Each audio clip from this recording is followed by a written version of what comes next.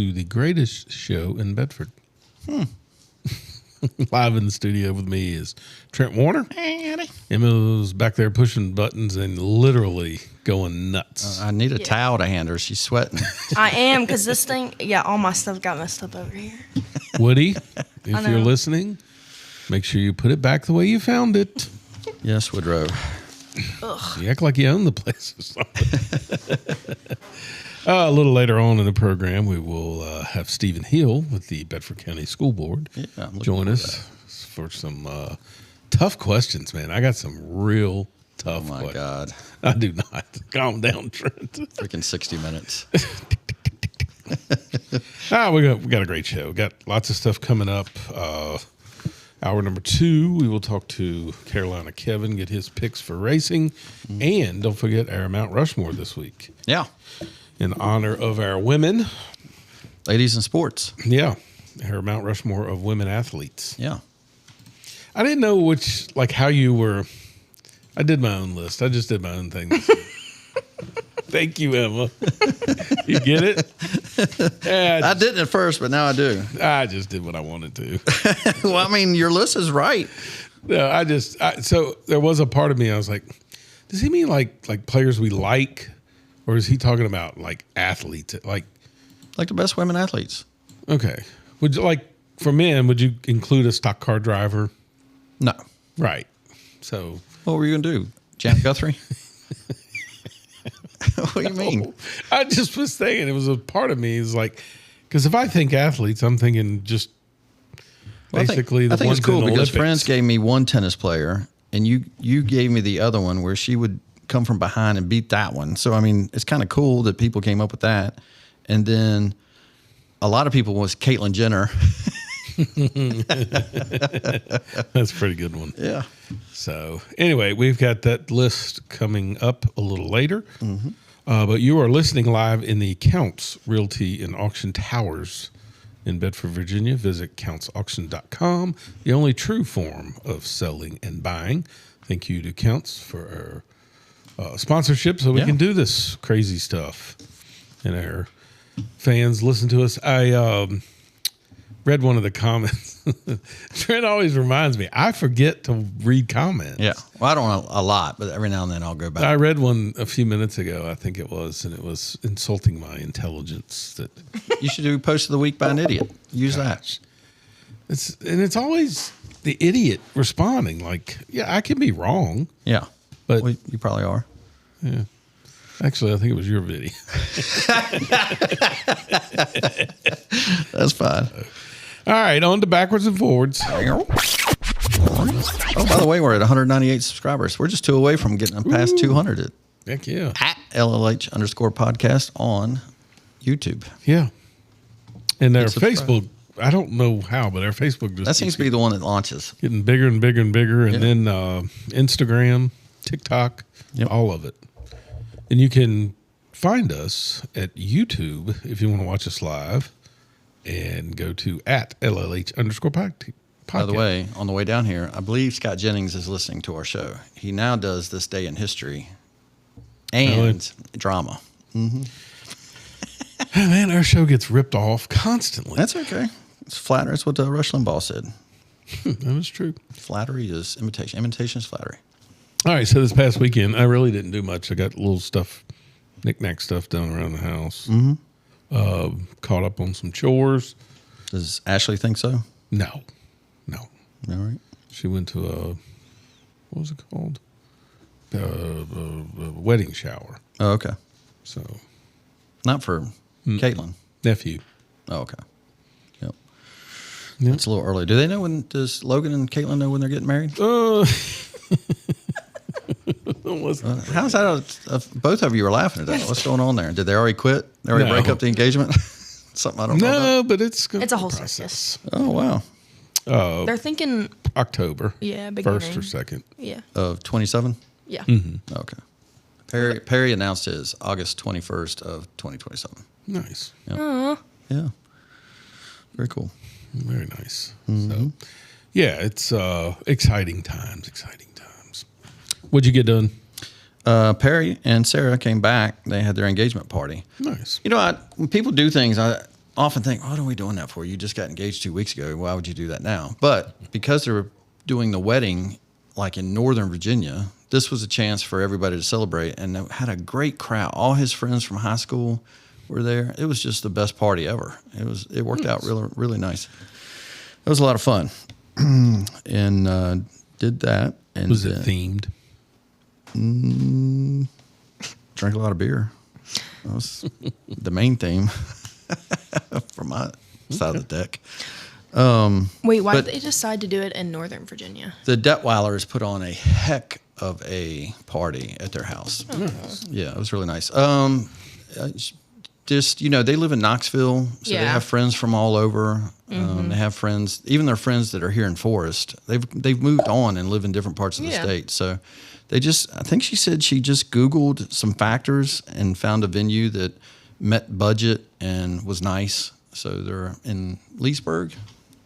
Scott's probably listening to this going, please. He offered that. I'll write a check wherever you want to go. Yeah.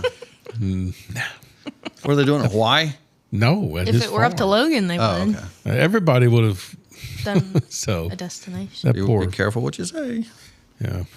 And then I called him yesterday to give him a hard time. Scott? Yeah. Oh, Bless okay. his heart. Well, it's a lot.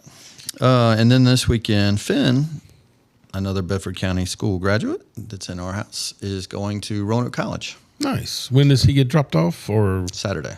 is he driving?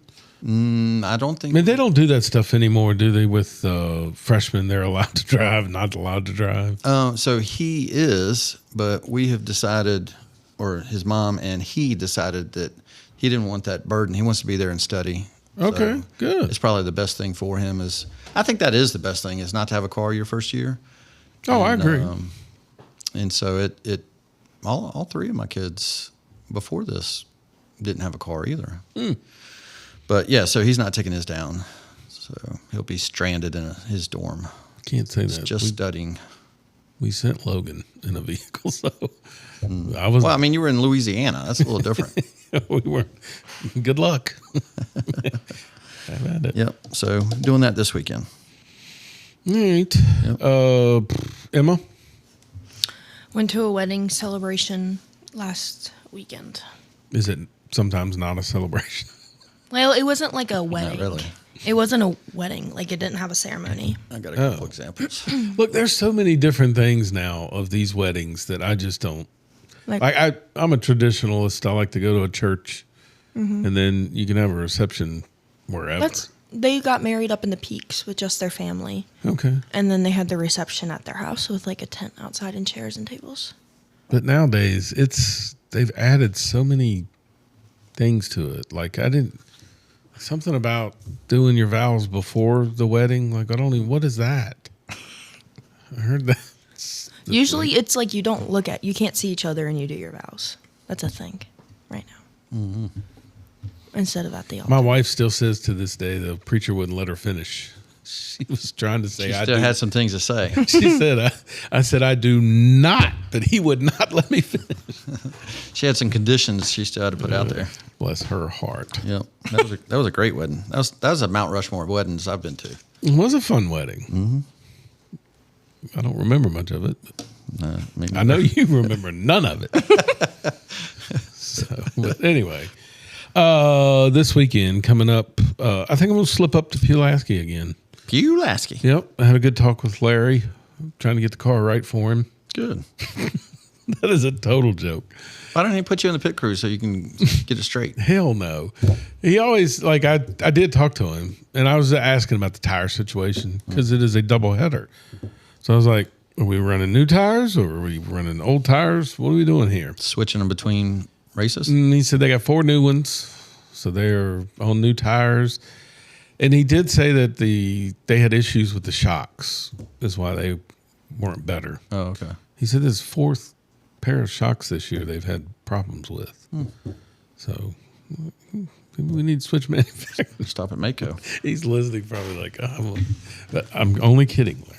You do a wonderful job. That'd be Meineke. I don't know. We talked about watching the Dale Jr. show and cheating. Mm-hmm. Like he's not. Right. Does not like any of that. Yeah. And I'm like, we could probably do some coal binding. Especially those short tracks, you get busted for stuff like that, and you're out for the season type thing. Yeah. So, but anyway. Well, that'd be fun.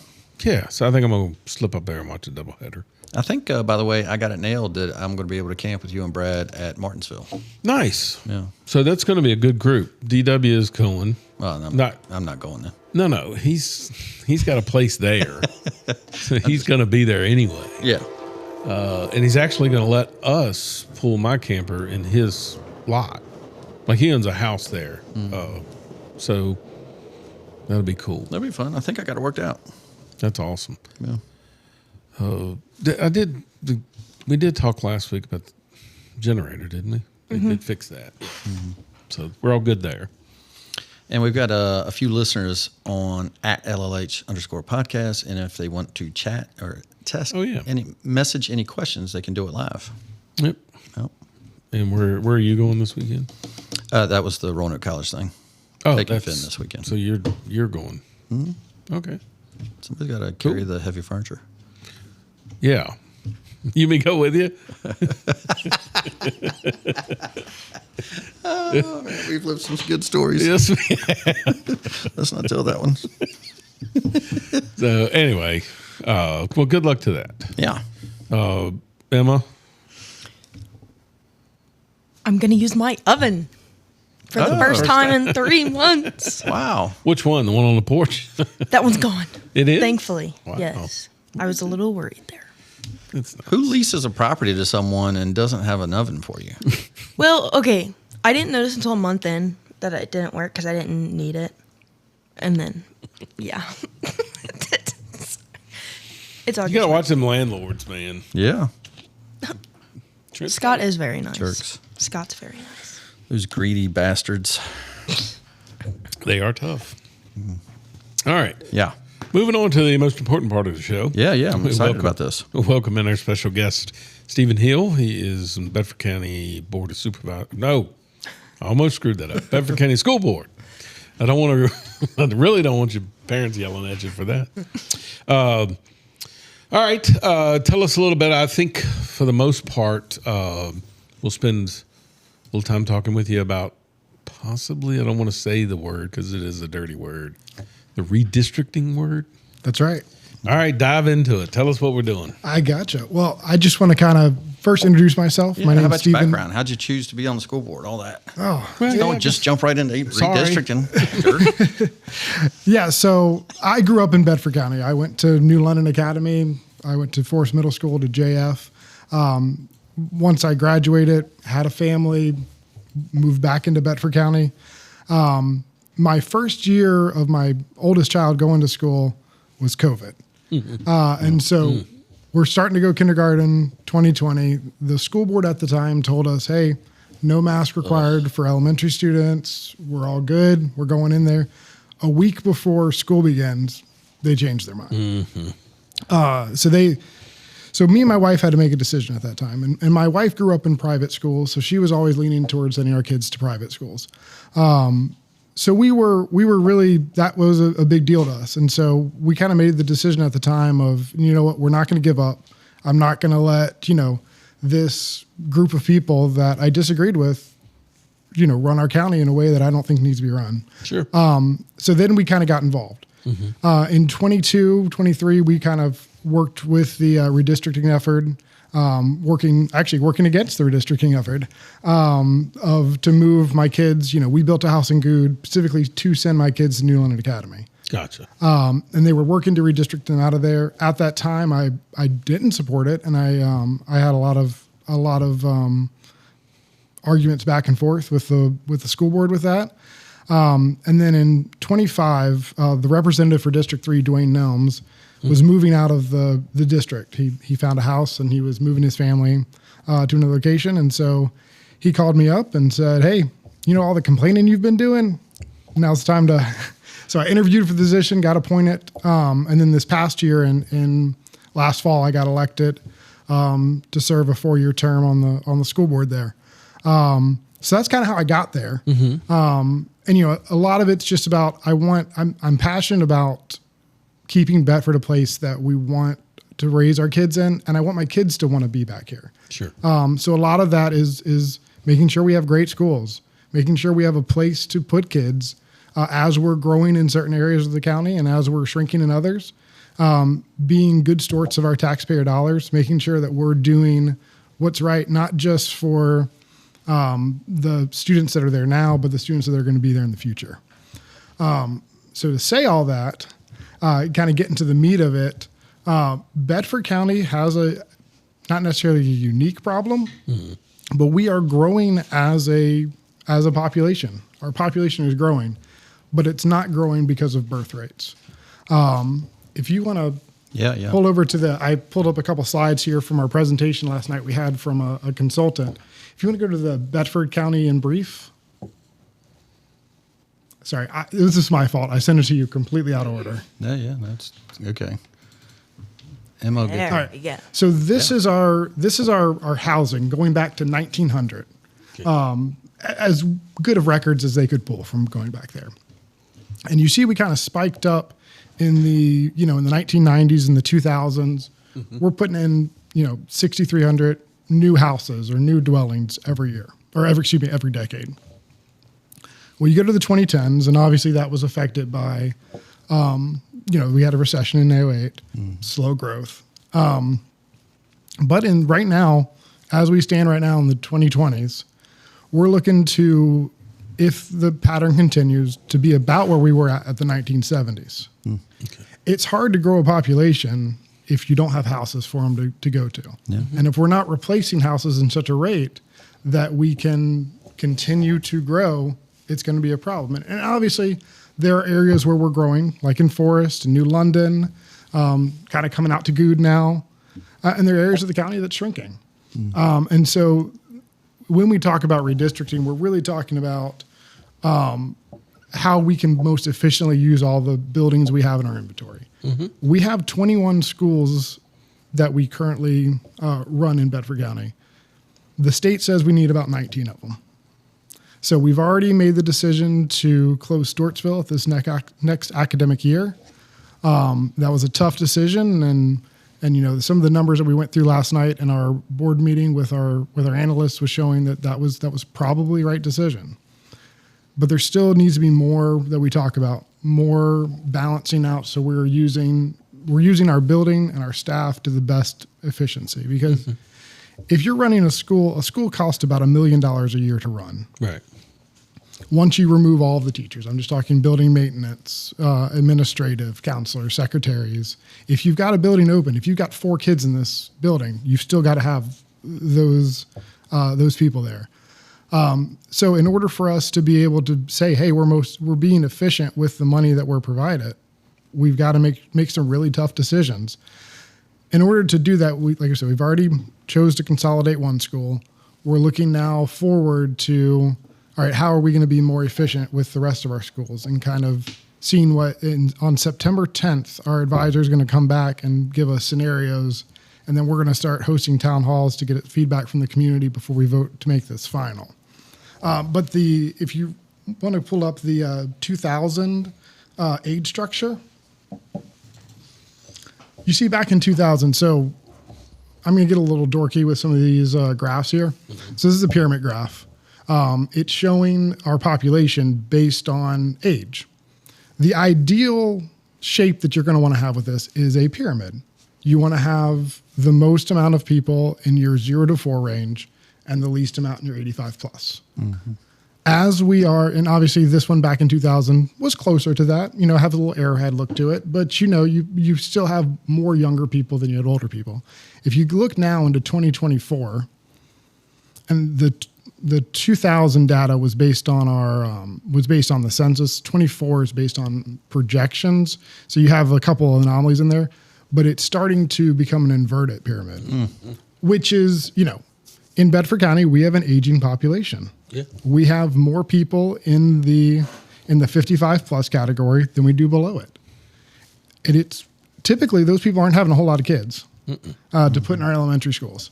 And so as our cohorts get smaller, we've got to now plan for the future of, all right, well, we have areas that are growing because of net migration, and we have areas that are shrinking. if you go over to the components of population change, this is how Bedford County is growing. It's migration. If you see that blue line there, that is our migration. That's our net migration. People moving to Bedford County. Don't you think a lot of that has to do because your school systems are good? Like, that's what I've always felt is development. People follow because they want their kids to go into good schools. I absolutely think that's part of it. I think that's, Bedford County is not all just our school systems. We have a lot of great things that are going on. We have a fantastic Parks and Rec department. We have really good, I consider really good community environment. But I think schools are a big part of that, which is great. And I want to keep on attracting people here. But in saying that, so we have all these population concerns that we have now. We also, on the other side of things, which is really kind of motivating everything that we do in the school board right now, is we have what's called the reversion coming up in 28-29. Back in about 15 years ago, I believe in 2013, 2012, the town of Bedford, the city of Bedford became the town of Bedford. We had an agreement that to do that, we locked in the town of Bedford's local composite index, the LCI number. And the LCI number is how we get funded from the state. So right now we're at a 0.31. That's the number. So that means 69% of our funding comes from the state. Well, here when the reversion happens here in just a couple of years, it's going to change to, we're projecting right now about a 0.45. So really what that means is about $11 million that we're not going to be getting from the state anymore. So we've got to be more efficient with our buildings in order to soften that blow. It's going to be a blow regardless. And we're either going to have to make cuts or the Board of Supervisors is going to have to make tough decisions on finding more revenue for us. And I don't envy them on that side because that's never fun either. But so we've got the big push now. And how big a budget do you have? I'm sorry. So we're about $130 million budget. Wow. Good grief. And that budget, it's big. So you're about to lose 10% of your budget, right? Yes, sir. Yeah. And we've been planning for this for years. It's not like the Board of Supervisors and the school board have not been planning for this. Right now we've set aside about $8 million. But in doing that, we've also got, I want to be able to, before I go to the Board of Supervisors and say, hey, I need more money from you guys, I want to be able to say we are running the most efficient operation we can. There's certain things that obviously you don't want to sacrifice. Really proud of Bedford County Schools. We are ranked 31st in the state as far as the testing metrics go. And at the same time, we're about 118th in the local funding. So to me, that's as a businessman, that's a great ROI. And I'm proud of that. And I'm proud of that number. A lot of it is due to we have fantastic teachers and staff and counselors. We have great parents in our organization. I think outside of just the teachers, the parents are they're the ones that make us stand apart. If we didn't have parents that were engaged and involved, we're not going to see the results that we're seeing. How many are total in the state? You said 118th in funding. 131. So we're almost at the bottom in funding. We're there, and I'm not necessarily complaining about that. I'm politically probably closer to a libertarian, so I'm not saying that we need to be the most well-funded, and I don't think you see the top funded schools, they're not necessarily the best schools. Yeah, that's right. But I do think that, it's something to take into account. Our teachers, we're ranked about 112th in teacher pay. That's something that, I really want to focus on, making sure that we do better at that. But I say all that to say, this is why we're really looking at redistricting. It's been on the table for 13 years now. The first proposal that I could find back in our board docs was 13 years ago to redistrict. And every school board has, for good reason, bad reasons, indifferent, have decided that was not the right time for it. We've come to a head now to where we have places like Stewartsville Elementary at under 50% capacity. You have Otter River, which is just above 50% capacity. Where at the same time you have Forest Elementary School, which is closing in on 100% capacity. You have New London Academy, which is closing in on 95% capacity. We've got issues, and we've got to figure out a way to balance those out in order to protect the organization for the future. I agree. So 100%. is the hard decision, and the reason it's been 13 years, technically, just like you were in that camp, you don't want to have NLA kids going to Otter River. Am I saying that the right way? Or Well, so that was the proposal back in 23. We had a good amount of kids switching over there. And it's hard. Yeah. It's, no, it's one of those things of, you get your kids that have friends there. You decide on where you want to move, because I went to New London Academy. I want to send my kids to New London Academy. Sure. And so there are a lot of real world where, it's easy to sit here and look at demographics and go, oh man, I can switch all these roads around. This is easy. But when you start factoring in the human cost of it, the human cost has got to bear in something. So our goal is, and what we told our consultant last night when he's going to be designing the maps on September 10th, presenting it to us, is, we're wanting to balance the human cost. Mm-hmm.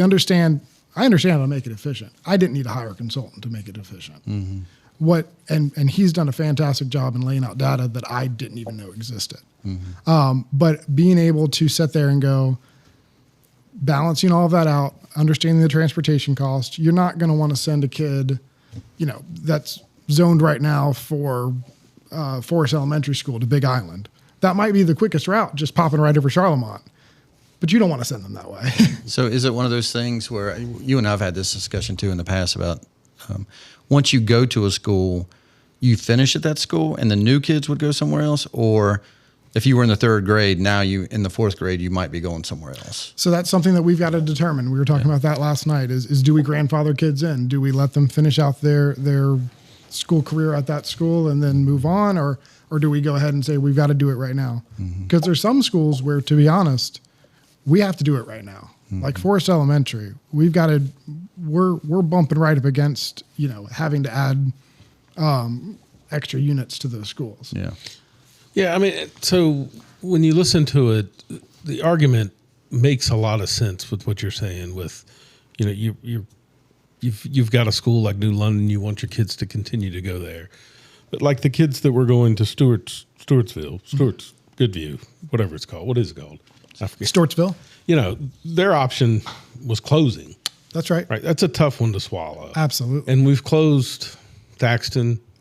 Now Stewartsville. Body camp? Body camp, yes. Body camp. So, I mean, those kids they had a choice, but they really didn't. I mean, it closed. So you got to go somewhere else. Yes, sir. And so in this particular case, when you think about those, they look at that argument and go, you're going from, New London to Otter River, right? Yes, sir. And so that's the other side of the argument. But it all makes sense. There's no sense in keeping a school open that's at half capacity or less, right? I mean, that's absolutely. That's the smart decision to make. And they came up with this in 2024. This was voted. It got voted down. It may have, I don't know that they didn't have the backing behind them to really have the data. Right. Which I would, and I actually fought against hiring a consultant because, again, I've got libertarian tendencies. Yeah. I don't like spending money, Sure. especially taxpayer money because I'm a taxpayer. But I will give it to our consultant here. He did a fantastic job in laying out. So now I can not just go of, hey, me over here in District 3, I'm going to change someone else's district out there in 1, and it's not going to affect my constituents at all. We have actual hard data that says, hey, this is why this exists. This is why we're doing it this way. How do your other board members, how's that going along? There's 7 of you, right? Yes, sir. How's that going along with what they heard last night and what you're about to get into? I haven't had a lot of conversations with the board members since last night, but I will tell you, just from the questions that were answered during the public hearings, it went really well as far as we were all extraordinarily impressed with the level of data. And I brought just a few slides here. I think he had like 45 slides that we went through last night. I would encourage everyone, if you get a chance, whether you have students or not, this affects your property. If you are in Bedford County, the property value may change. Be aware, we're begging for people to give us feedback because we don't know what we don't know. And so we have all of this analytics, and the analytics is great. And I can make a decision based off of analytics, but it's hard for me to make a decision based off of the human cost without understanding that.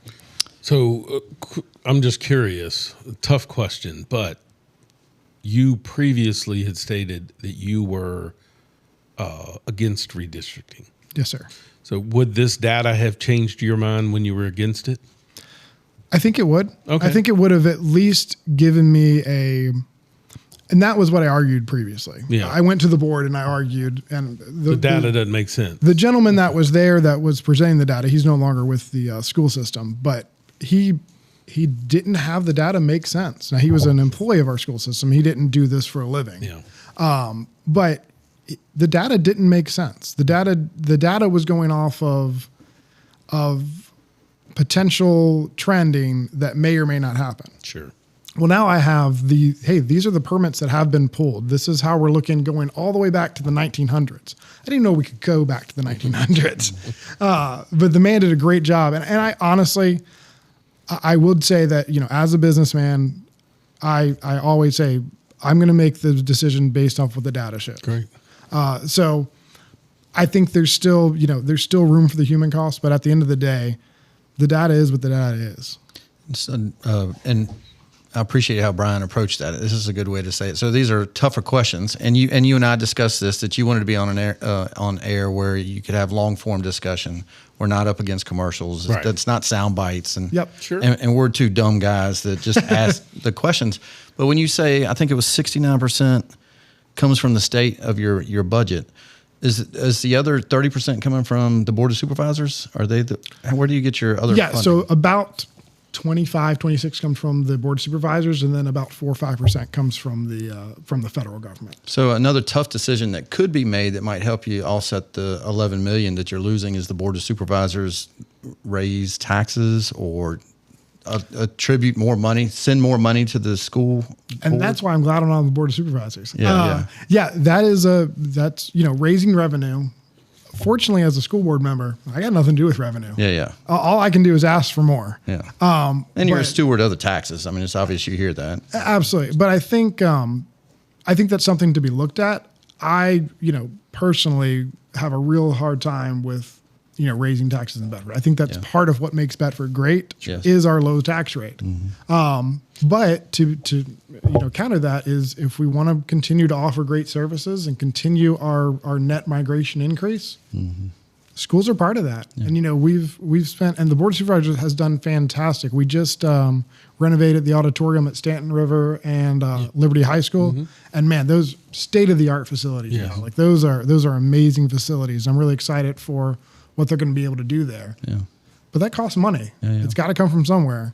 And, we were very fortunate that the Board of Supervisors, set aside those funds and let us go after them. Well, one other formula in the variable, or one other variable in the formula, is to increase the number of people that are getting taxed.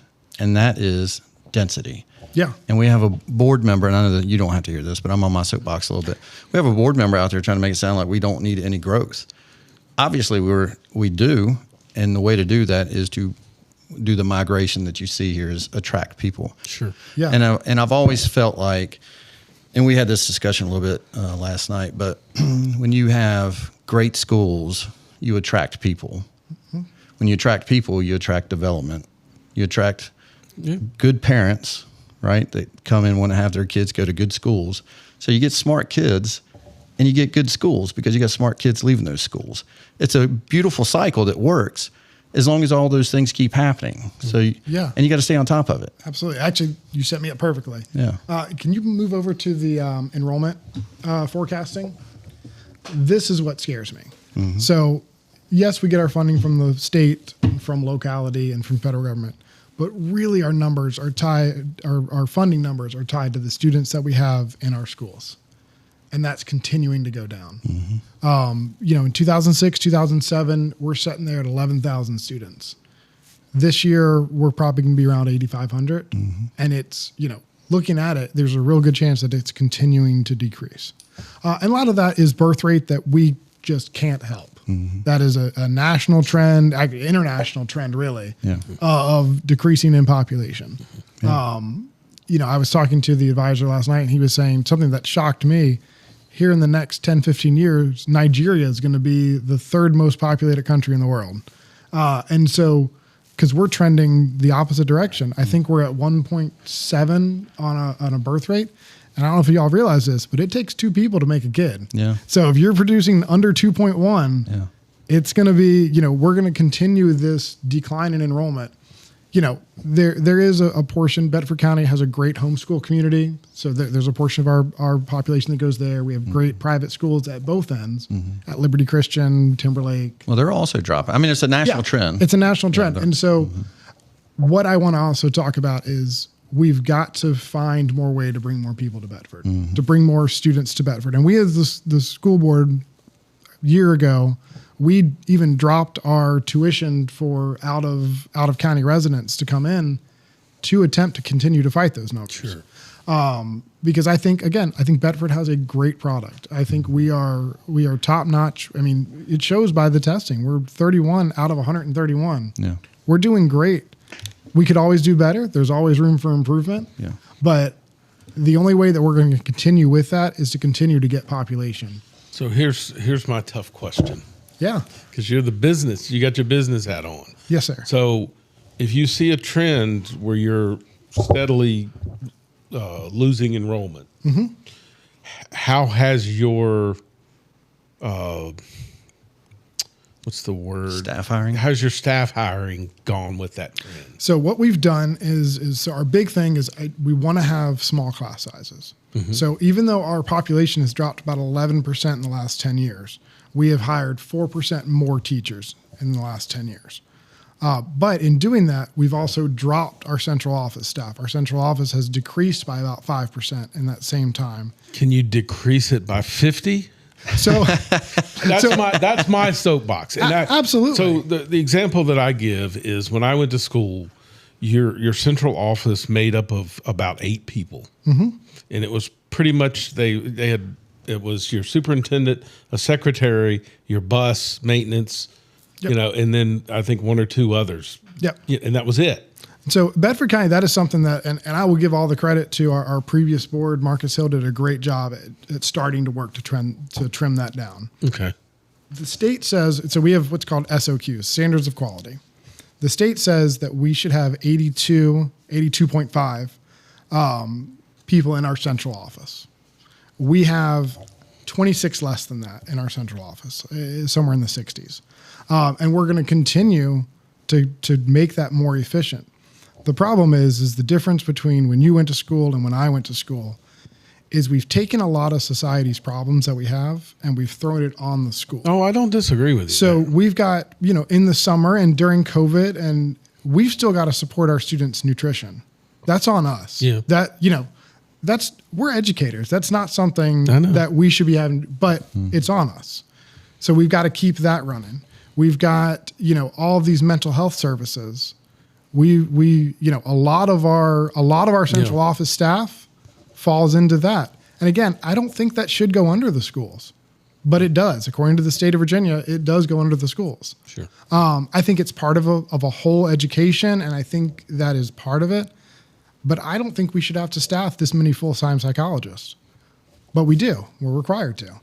And so if we're going to continue to throw more things on the schools, unfortunately, that means that our administration is going to have to increase because you got to have somebody to supervise that. Yeah, and that's what I didn't know is whether or not it was state mandated or not. Yeah, there's some of that the state mandates. Some of that, like I said, especially with teachers and instruction, we have added more on that. We have said, you know what? In Bedford, we're going to keep class sizes as small as we can. Okay. In Bedford, we're going to prioritize instruction. So we do have just about every subject has its own instructional coordinator. That's what they do is science, or they do math, or they do, because we think that's important. I want to create a county that produces really smart kids that can go out, continue to get into the workforce, and then continue to thrive in Bedford, grow Bedford as a community. Yeah. Nice. Did you, I warned him too. I told him what your pet peeves usually are, but if he left here, you would think later and be like, tag, I forgot to ask about sports funding. No, sports funding to me, and it obviously you've got budget issues. I get it. But I honestly believe Well, I know. I mean, we've had coaches that were in the Bedford County School District that went on to coach college. And the very first thing they will tell you is when they were recruiting, the state of Virginia is by far the lowest paid when it comes to athletics. Yeah. It's atrociously different than other states. Yeah, absolutely. And yet we are one of the highest recruited in athletics. So our kids are going to college through athletic scholarships, and yet we continually to do nothing to fund them. And when I say nothing, I mean, it's very, very bare. Yeah. Like most athletic directors will tell you, they start in a deficit. Yep. From day one, they're already in a deficit just to write a check to officiating. Their whole budget's gone. And yet we somehow get through it. And it's like, it's getting more and more difficult with the way things are. For me, I look at it because I coached for, 15 years, and you see the kids that if they don't have this avenue, they're absolutely not going to make it. And to me, I watch school boards go through these processes of, and I'm just using Chromebook as an example, the billions of dollars that are spent in that, when I have a proven curriculum that has worked perfect for 40 years in teaching you how to work as a team, something you're going to have at a job. You're going to have to learn how to show up on time. You got to work with it. It teaches you everything. And yet we don't fund it at all, at a decent pace. Absolutely. And I think a lot of that is because a lot of our funding, like I said, over 69% of our funding comes from the state. The state a lot of times dictates where those monies go based on the SOQs. Sports is not high on their priority list. And so nuts. I'm 100%, I'm big. The two things I'm passionate about are physical education with our children. And I would consider sports part of that. I wrestled, I played football. I went through the whole FYAA program when I was a student. I think there's invaluable skills that I learned from that, but we've got to fund it. Yeah. And right now we're having such a hard time with our funding in general. It's almost inconceivable to go, all right, we're going to add something else to that. And so a lot of the programs are, supplemented by boosters or parents or, some type of organization. And that really kind of, and you see it across the state, it really advantages the schools that have a more affluent population. Yeah. And so I agree that's a problem. I just don't know the solution. Yeah. And I don't know how to get there. I'd love to, if someone has a solution, I'd love to get that. But we have so many other budget constraints and budget concerns. And I hate to, it's our kids. There's no amount of money I wouldn't spend on my own personal kids. Sure. But at the same day, I've got to balance this budget, and we've got to be efficient, and we got to be smart with it. And so I've said this plenty of times. We get a lot of proposals in the school system. Last year there was about 15 that the superintendent brought to us that said, hey, I'd love to fund all these. And all of them are great things to fund, but we only have a finite amount of money. And so it's a zero-sum game. So whatever I take from one entity, I'm going to add to another, that entity loses. Yeah. And so I think we've done a decent job. We've expanded our sports into middle school, which I think was very important. We did that. The previous board did that to where, we have now organization schools all the way going back to middle school. I'd like to continue that. I'd like to grow those organizations. I'm just running up against brick walls right now. Sure. No, I know. And it's very difficult. I can understand because, and I don't want to just say it's athletics. It's any extracurricular stuff that like the investments that you're making in the auditoriums is important.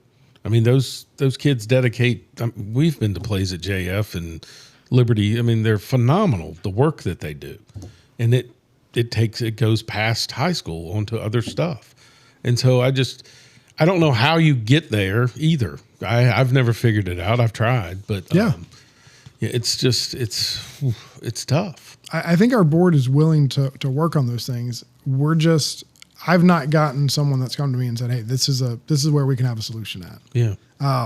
And I'm not an educator. Yeah. I'm a businessman. I'm a father. I've got 3 small kids. I want to see I want to have them a place to play sports and to grow.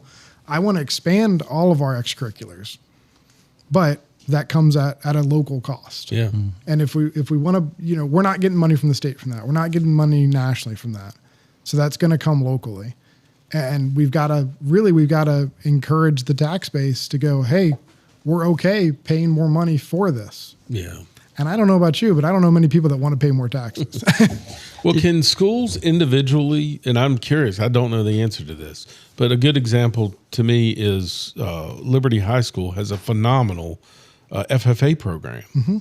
Can they work directly with, tractor dealerships or things like that to get more funding for that? And it's excluding JF or Stanton River, whereas those have their own niches. And a lot of PTAs do that. I'll talk about New London because my wife's the vice president of their PTA. Mm-hmm. Their big fundraiser is that fence outside of their property. They put advertisements on that thing, and we all run by it 50 times a day. That's right. Wow. And so they take that money and they put it towards, I think last year they bought 2 big smart screens for teachers' classes. I think this year they're raising money for playground equipment.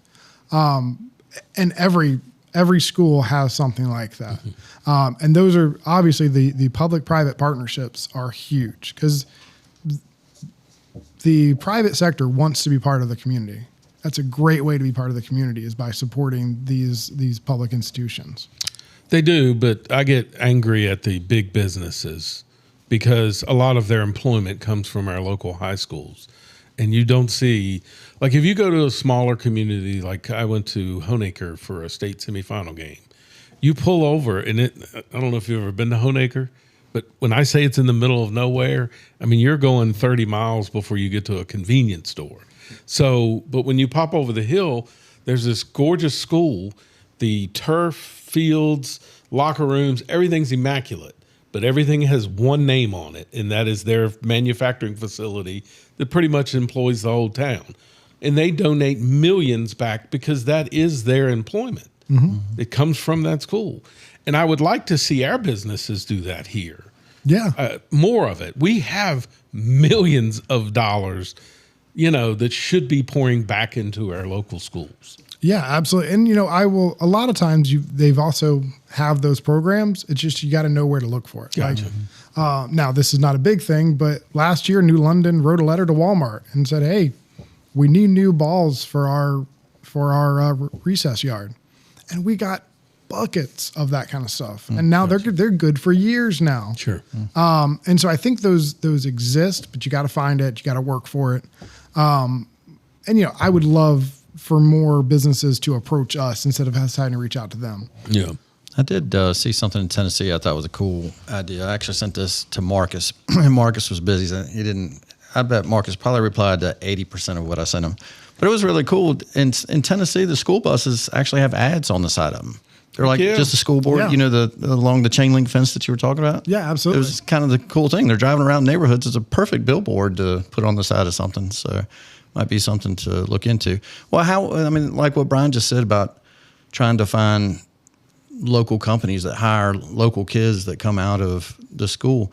Is there a liaison, or is there anybody that does something like that reaches out for the school board to local businesses? No, sir. So Bryan, he just created a position for you. No, that is what we do with the Minuteman Club. We did separate than the Booster Club because we only go to those big businesses and they donate to our organization. And then we, of course, give all the 100% to the schools. But our whole philosophy was we want to make relationships with these type of businesses so that when we do capital improvement projects, we can ask for a $10,000 check and not a $500 check. Yeah. And we've got we have 18 businesses that pay us $1,000 a year to be part of the club. We've started at 10 and now we're up to 18, and we'd love to have 30 because that's $30,000 starting from the start. Just annually, they keep, but it's to be able to develop. You can't walk into someone's office and say, hey, we're doing a locker or a new weight room that's costing $125,000. Can you donate $25,000? They're looking at you like you're stupid. Yeah. You got a 15-year relationship with them. It's a different story. And so that's what we've tried to do over the past 8 years with the Minuteman Club. Yeah, and I think a lot of those local schools do a great job with that. But as a school board office, that's not something we've ever really pursued. I think we've allowed the each individual school to do that. But it does benefit some schools more than others, depending on their organizational level. And so we did get money. You know, we sent out. We did a what's it called? A grant. You know, with Dick's Sporting Goods, we asked for $10,000. They gave us $3,000. Yeah, and we just asked. But I'm not a grant writer, and if you've ever filled out a grant, it's a process. Yeah, that's right. And so finding a grant writer would be phenomenal. And so, especially in our forest area, a lot of those grants they're not eligible for. My wife tried to do a grant for I think it was Clorox, and it was to provide hand washing stations in the school. Yeah. Something very, and she got to the last page after about 15 pages, and it was like, you know, what percentage of your school is on the free lunch program? Right. Yep. What's your average median income? Yep. And so then it goes, and then they just say, hey, thanks for setting that in, but we're not interested. Yep. And so, you know, you run into a lot of that as well, which is neither good nor bad, but it is just the facts of being in Bedford and bringing in a population that does have some affluencies. Sure. What are some upcoming dates that if people are still tuning in after listening to Bryan? Just kidding. What are some upcoming dates that people can attend that you want them to know about? So the next big important date is September the 10th, and that's when our consultant, demographics analyst advisors, they're going to come in and present different scenarios. We haven't given them a number. It's probably going to be 4 to 6 different scenarios that we can adopt, and then we as board members are going to be holding individual town halls throughout the month of October and November to determine, you know, what the feedback is, what the community wants, what's their hard lines, what they definitely don't want. And, you know, we get a lot of, hey, this is great and I think you need to do it, just not my house. Yeah.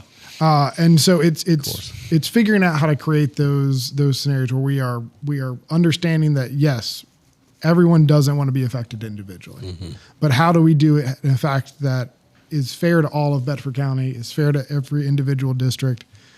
And so that's going to be our challenge. And so we're going to be having several of those town hall meetings. I know in District 3, I'm going to be having 3 different ones. I'm still waiting on the different locations to respond back to me on the exact dates. If you follow my Facebook page, Stephen Hill for Bedford County District 3 School Board, I post up regularly. I post up several times a day sometimes. Okay. And I have a commitment to where I will answer every email. My phone number is on there. Call me, text me, email me. I will answer you. All right. One of the legends in my life, most influential people, Rush Limbaugh, but I'd say Charlie Kirk was right in there. And Charlie Kirk says you're going to change the country if you change the school boards, if you're on the school board. And just your passion, you can hear it. And I'm so glad we have someone like you on that school board, man. Well, I appreciate it. And, you know, I've got 3 kids. I got a 5th grader, a 3rd grader, and a kindergartner. So I'm going to be in it for a while. All right. You got the question? Oh, yeah. You can't get out without the question. All right. All right. So if you could spend 24 hours with one person, past, future, present, who would it be and where would you spend with them? Where would you go to spend your time with them? Brett Favre, duck hunting. Oh, man. Mississippi, I would assume. Yes, sir. That's awesome. I bet you it'd be a fun time. I grew up in the 90s when, my dad was a bigger Packer fan from the 60s, and so I kind of inherited it, and it was a great time to be a Packer fan. Awesome. Yeah. He might not have been the best quarterback to ever play the game, but he has to be one of the most fun quarterbacks to watch play the game. Definitely. Well, we appreciate you, Steve, from coming in. Again, Stephen Hill with the Bedford County School Board. And this segment was brought to you by State Farm. Need insurance in Bedford? I'm David Honecker, your local State Farm agent. Whether it's home, auto, or life insurance, we've got you covered with personalized service and great rates. Let us help you protect what matters most with the reliability and trust of State Farm. Call us today at 540-586-8194 or visit our office that is conveniently located at 1232 East Lynchburg-Salem Turnpike in Bedford, right beside the Walmart. We are your go-to State Farm agent. Like a good neighbor, State Farm is there. Call us today. All right, moving on to this day in history. That was a great interview, man. Mm-hmm. He said he was difficult, or like he had a lot of slides. I was like, you should see the amount Trent you has. guys send me, man. One day it was 8 from Bryan and like 10 from Trent. That's funny. Yep. No, that was a good interview. Yeah. Excellent. Yeah, it's never a dull moment in Bedford County. You got to make hard decisions, and I like that we have You do. thoughtful people, You do. and not to be rude, but not doctorates. You know what I mean? The That's PhDs how are we got smarter into than the everybody else. situation. That's what. Remember, you and I used to watch the meetings at COVID, It's awful. and I didn't even know who Marcus Hill was. I found him because of the way he acted in those meetings. He was fantastic. I should have asked, but I'm not going to go down that road. But it is listen. There are people that are not a big fan of Randy Dutton, and we're not going to go spend a lot of time on that. But but the organization that he has created is phenomenal. Yeah. And to think that we just turn our back and just say, we're not going to be the district that allows kids to go to that, it's just beyond me. But that's another day and another time to complain about. Yeah. All right, this day in history. This day in history. 1909, Remember it well. the first race was held at the Indianapolis Motor Speedway. Wow.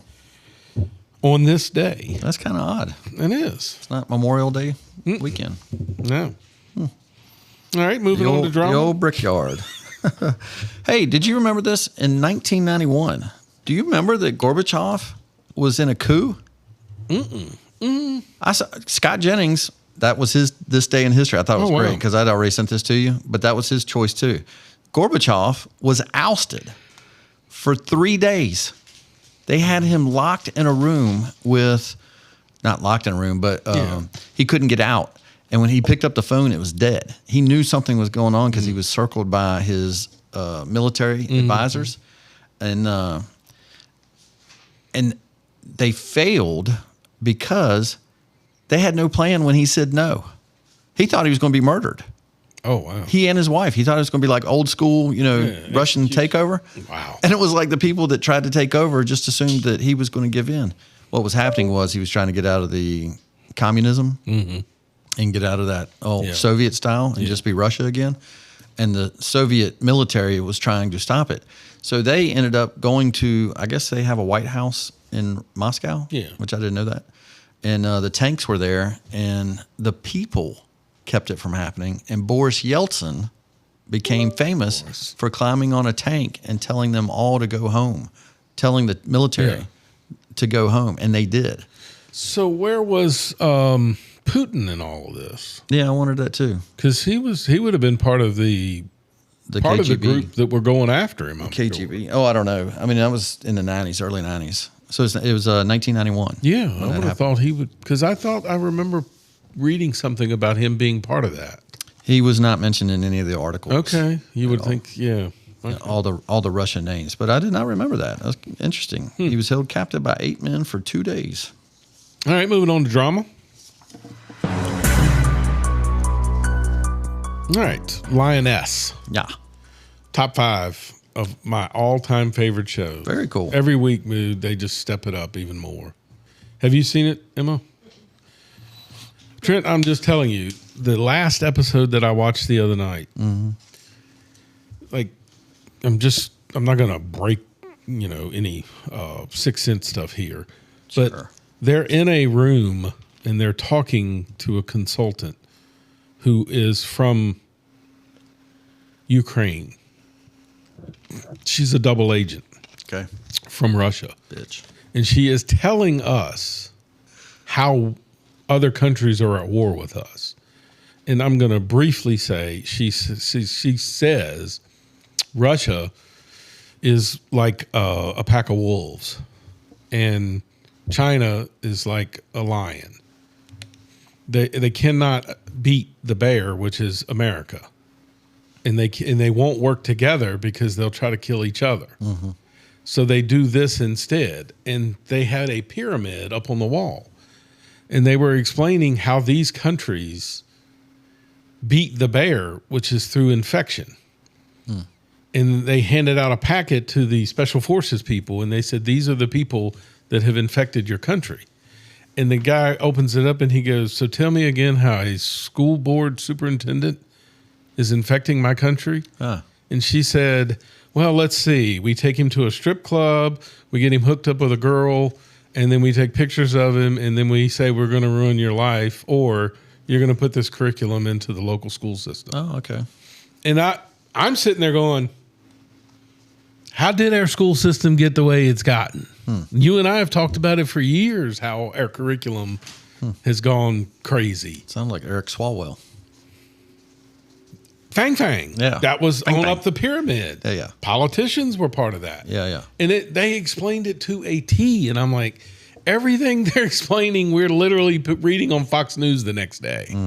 And I'm like, like they know it. Yeah. Why can't they stop it?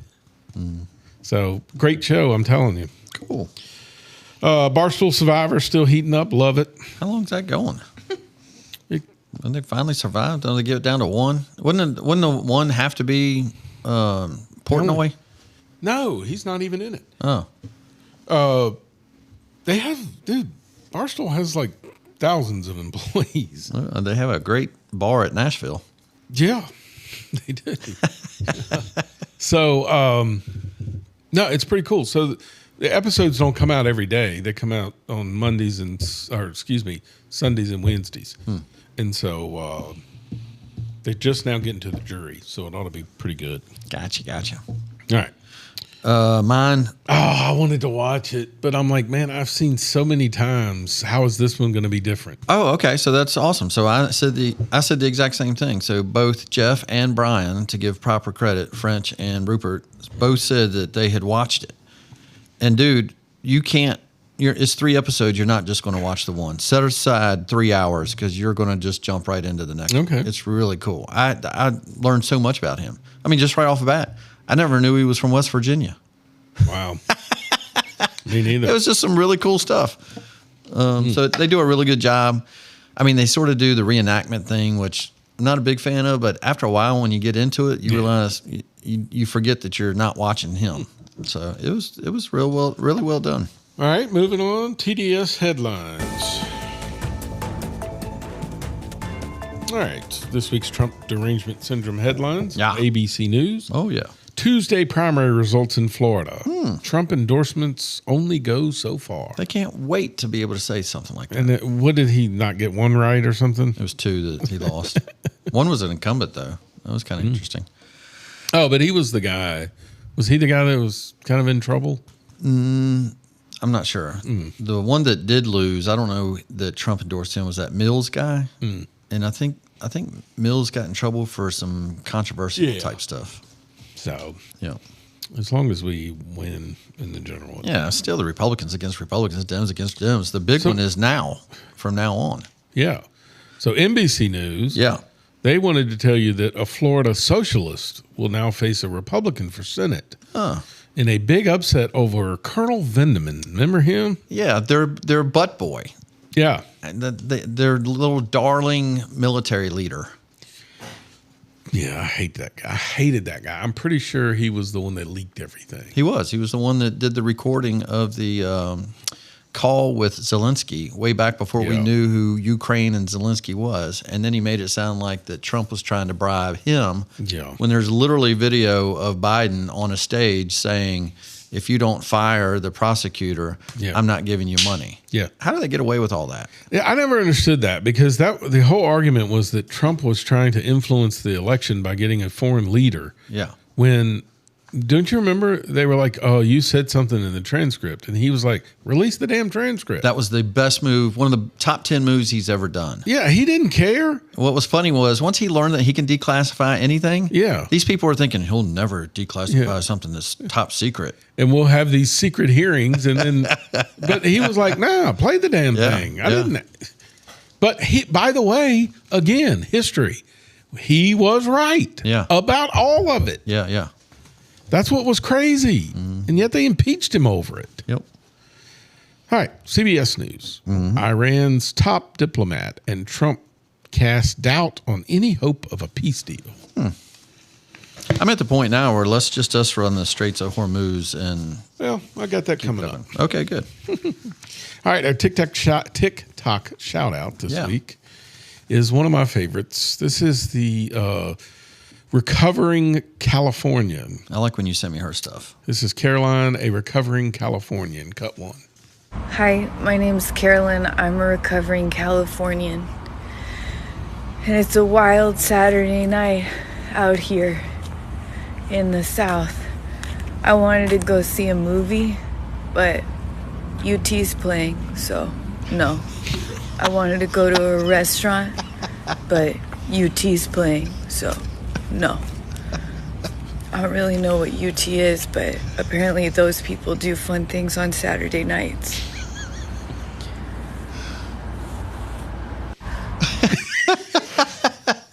She's so good. Yeah.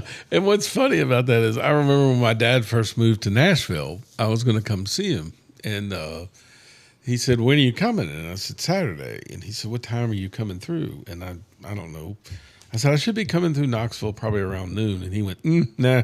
Better not do that. He said, "It's kickoff at 1 o'clock." He said, "You either got to come at 4 o'clock or, you need to come earlier." And he's like, "Because you're not going to get through traffic." Yeah. And I was like, "What?" He's like, "Yeah, UT's playing." I mean, I'm not trying to exaggerate. It's 2 to 3 hours leaving a parking garage. Oh, yeah.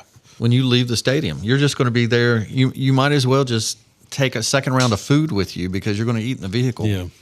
The Put her back up, Emma. How many? I think she's got like 187,000 followers. Hold on. She has to do that from the actual. Sorry. Hi, my name. So, yeah. Is this on TikTok or was that on YouTube? That's on TikTok. She's on TikTok. So 186,000 followers? Yeah. Mm-hmm. Good grief. There's so many good ones, Emma, that you would like. She's so funny. She is hilarious. Can you see the one with her in the bathroom, like at a park? Yeah. It is so funny. She was at a park and she said, "I'm on a homeless shelter." Yeah. That might be it right there. Where? To the left. I'm sorry, recovering Californian. Yeah. Hi, my name's Carolyn. I'm a recovering Californian. And today's Southern lesson is a Southern Uber. It's like this is great. You get in the back, they always have sun drop, all the skull you could ever want. All the skull. And you don't even need an app. You're just anywhere on a street corner. You just yell, "Hi, Billy!" And they get you. And it only goes to Dollar General, though. So that's kind of rough.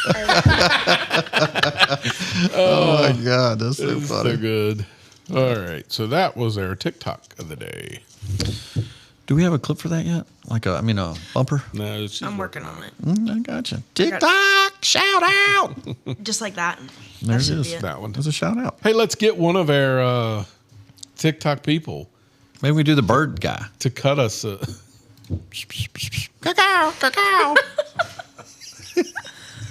to get like Tyler Pinnell Yeah. to do a little promo. Yeah.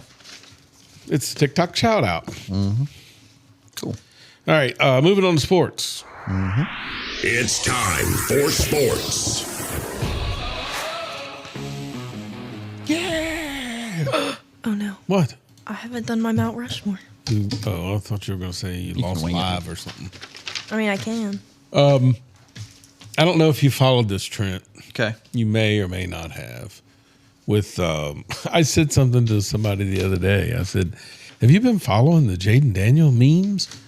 And he went, "No, what's wrong?" And I was like, "Dude, they're destroying him on social media." And he said, "Oh, about his mom sleeping with players." I was like, "No, I hadn't heard that one." Wow. I said, "That's a thing?" And he goes, "Oh, maybe not." I was like, "Seriously?" The Vanderbilt quarterback. Oh, was that Remember? what That was Pavia? yeah, his mom was in who's the Lord. comedian guy? The funny guy. Shane Gillis? On Joe Rogan all the time. Jimmy Fallon? No. The country guy from Alabama. Anyway, he was banging Pavia's mom. Theo Vaughn? Theo Vaughn. Shut up. Banging? Really? What's it supposed to say? Doing? Effing? I mean, what am I supposed to do in that situation? What's proper? Oh, boy. I don't know. Perfect censor. All I heard was effing. Effing? All right. So, Yeah. you really haven't followed any of this? I don't know what you're talking So about. Jaden Daniels, I think it was his mother, but then he didn't make things better. So they sent a letter to LSU, and they've asked them to cease and desist allowing anybody to wear the number 5. Huh. Because they said that it is ripping off name and likeness of Jaden Daniels because he's That's weird. So it immediately set off a trend because LSU fans are pretty damn passionate. You don't tell them who is their legends. And what I said it didn't help things is Jaden made the statement that, you haven't let anybody wear the number 9 since Joe Burrow graduated. Well, neither one of them have their jerseys retired yet, but you can't compare yourself to one who won a national championship, 1. Yeah. And 2, I mean, it's a bad look. Yeah. And they continue to say, because as a student who was promised the number 5 to get him to come to LSU. Gotcha. Which is crazy that students would select a school over that. But they all come up with some reason. But like it's the NBA has now agreed to go 4-on-4 out of respect for Jaden Daniels. Oh, okay. And it's stuff like that. It's no longer no longer 5s. It's 4 guys, burgers and fries, and it just is nonstop, man. Gotcha. It's across the board, and it's I don't know what he was thinking, but anyway. Yeah. Moving on. I just the WNBA. Yeah. Unbelievable. So last night, I watched the Fever. They were in Toronto. And I'll tell you what gets me to watch them is the damn TikToks that Sophie Cunningham does are hilarious. Yeah, yeah. They were in Toronto for the first time, and we don't think about this, but this is the first time these players have been in another country. Okay. They were college kids. So they were going to Toronto. So her, Caitlin Clark, and Alexi Hall were trying different snacks that are only in Canada that aren't in the United States. So one of them was Lay's ketchup chips. And Sophie was like they were disgusting. So apparently they were booing her last night, but they were booing her because of, and that's what I don't understand. You're booing a girl who is standing up for women in sports. Are they booing her because of the Blaze ketchup thing? No. Uh-oh. But that's what she joked about in the press conference. I got you. Somebody said, I heard them booing you. And she said, yeah, they know I don't like the ketchup chips. Oh, gotcha. But, yeah, it was a good, the crowd was ridiculous. They had to move it to a bigger arena, which that's the story. How come that story is not the one written? Right. Indiana Fever, Caitlin Clark, Kelsey. They're jealous, Bryan. That's the answer. But it's not just Caitlin. It's the Fever team right now is averaging almost 100 points a game. Yeah. And, promote the hell out of that. Yeah. That you're having to move your games to bigger arenas. But no. You know what we heard last night? Friggin' Angel Reese. Like the halftime when they played each other, because they played each other this weekend. Oh, yeah. The halftime. They spent the whole halftime telling you how great Angel Reese was. She was 3 for 10, Trent. Oh, goodness. Caitlin had 20 points, but Angel was 3 for 10. And she did miss that layup to win the game. And she missed the layup to win the game. Yeah. I thought that was funny. That was a good little meme of Caitlin Clark's face. Smiling. Yeah. But that actually happened. I'm just saying it wasn't altered. She did smile. No, that became the was meme. quite Just like fun. Sophie doing the pointing. Yes. That was real. Yeah. Anyway. I can't watch. But Warren watches, so I can't wait to always see his comments because they crack me up. But college football, don't forget, next week. Who's coming in? Didn't you say the Atlanta Dream didn't even come out of the locker room for the They national did anthem? not. Mm-mm. Right. You're in Atlanta. Dude, it's even worse than that. Like they showed the Indiana Fever. Yeah. And Sophie Cunningham was the only person that had her hand over her heart. The rest of them are just standing there looking at the flag, which I'm not going to get mad if you've got your hands behind your back. Right. But you obviously see the one that's patriotic and gives a shit about her country. To me, I know you're watching, and I'll say this again, but this is no different to me than when Colin Kaepernick and everybody Yes. started kneeling and people not coming out. I quit watching. Yeah. I'm not going to watch till you guys get over that dumb shit. Yeah. Yep. All right. Okay. Next College football. preview. Who's coming in? Oh, good question, because I don't think it can be Aaron. He told me again that he Okay. can't be here at 5. Well, we'll effort somebody. If we don't, we'll do it ourselves. Yeah. We're damn good at this. Yeah, we can do it. I'm excited about it. Well, It's going to be interesting. Is next week your last show before you leave? Raise hail, praise Dale. What? Next week your last show before you leave? Where am I? Oh, yes. The last. are we out 2 weeks? Yeah. Yeah. You all right? Emma, do you want to do it alone? I can bring. Emma, do you get paid? See if Travis or Grayson want to come in. Yeah. Yeah. And then the third week, I won't be here. So, We'll get looking. no, you are. But All right. Yeah, we'll come up with something. NASCAR. Yeah. How has Richmond become everybody's favorite short track all of a sudden? Oh, I didn't know that. Oh, yeah. The rave was how great the race was this past weekend of just passing and different grooves. And, Oh, cool. And the stands were absolutely packed. Good. It was amazing looking. Probably cutting it to one race a year has helped. Yeah, but the racing has definitely helped too. Like it was really good. And I'm not saying it just because Logano won, but Oh, of course. no, I'm just saying it was a really good race. Yep. So Logano did win, by the way. Cool. For you. Fagano. So I did pose this question, and I'll pose it to you, and I'll ask Kevin later on. Who's had the better career currently as we speak? Denny Hamlin with 69 wins, I think he's got. Mm-hmm. Or Joey Logano with 40 wins? Well, I mean, I would definitely say Hamlin. You would. Yeah. No, that's Just like you won't say anything good about Hamlin, I'm not going to give you any credit. When no. Logano, All right, Mark Martin. yeah, Who's had the better career, Mark Martin or Joey Logano? Mark Martin. So championships don't matter. Not on that gimmicky championship. Oh, here we go. Yeah. Same rules Hamlin had. I mean, how many gimmicks did he win? He only got in because Bowman cheated and got How caught. many gimmicks has Hamlin won? He doesn't cheat. First of all, he got caught cheating 2 weeks ago. He's the worst.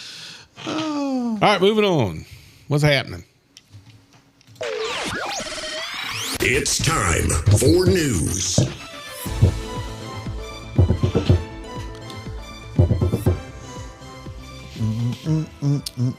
Emma, are you paying attention or reading? well, you had cut 2 up there, so I was waiting for you to say cut 2. In local news. Yeah, you never did cut 2. Kenny Did I? Wallace. Oh, yeah, let's go back. Oh, That's a good one. I think you'll like this. Thanks for staying on board, I Emma. don't know. I was waiting. I wasn't reading. He's not even focusing on his own damn show. So Kenny Wallace Yeah. does a little coffee talk type thing. Yeah. And he is hilarious. I don't know if you've seen this clip, but apparently you got dirt track drivers out here going, yeah, them asphalt people don't know what they're doing. You know, this, you know how hard it is to drive a dirt track. So this was Kenny Wallace's response. Cut 2.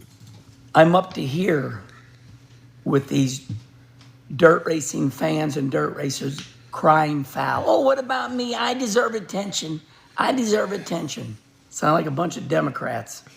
Y'all want to be equal. Look at me, I'm good. Yeah, you're good on dirt. Be like Kyle Larson. Be like Christopher Bell. Make them hire you. You know, I wanted to be Jeff Gordon too, but I'm not good enough. Have a great Tuesday, everybody. He cracks me up. He still races a lot of stuff. Yeah. Still wins. Yeah. Oh, Very Kenny cool. Wallace. Yeah. The other Wallace. How many Wallaces were there? Rusty, Kenny, and Mike. And then they had a kid. Oh yeah, there was One of them. He had Steven. the Blinky. I don't know how he drove. Couldn't without drive. killing people. Yeah, run over somebody in the pits. All right. Local news. Lynchburg has paused its flock cameras. Yeah, What do you think of that? good. You don't like it? No. It's evasive. Yeah. Why can't we just live and stop spending money? Okay. Stop spending my money. Stop. And I'm also influenced because I watched half the movie of Snowden. I didn't finish it, but remember the guy that dropped the bomb that the NSA was Yes. spying on anybody they wanted to instead of foreign adversaries? Yeah. Mm-hmm. Yeah. Anytime you give anybody a chance to be able to look in on you, F them. That's right. Government, stay out of my damn lap. All right. Yeah. Some in Congress are pushing for a federal mandate to raise the minimum wage to $25 an hour. Hell yeah. Studies show that if that happens, 5 million jobs will go away. Who cares about them? Yeah. What do you think of that, Emily? Oh. Emma. Give me 25 an hour. I'm just kidding. Not about all the jobs. Never mind. But Hey, Emma. When everybody else is making $25 an hour, what do you think is going to happen to the candy bar you were buying before the show? $10. Yep. No, I'm just kidding. And guess what happens? I'm content where I am. You're at the same level you were before. It doesn't change. Mm-hmm. Yep. Mm-hmm. I'm just kidding. She said. A polling firm in California, Trent, mysteriously has shut down after the elections. Imagine that. The primary elections. They admitted polls were fraudulent, but they closed down first before. It's like, how many times have we got to just keep letting this happen? Dude, I sent you a poll this week. Yeah, It was the Tom Perriello. Perriello beating McGuire 52-38 or something Yeah. like that, right? Right. I mean, it was just this disparity. And guess who published the poll? Perriello. That was his site. God almighty. Come on, man. Does any Republican lead in a poll before the race really gets going? No. They never do. But hey, man, I heard a story today that will blow your mind. I did not know this, and you may have because you're a political buff and you can remember things better than I can. 2008. Yeah.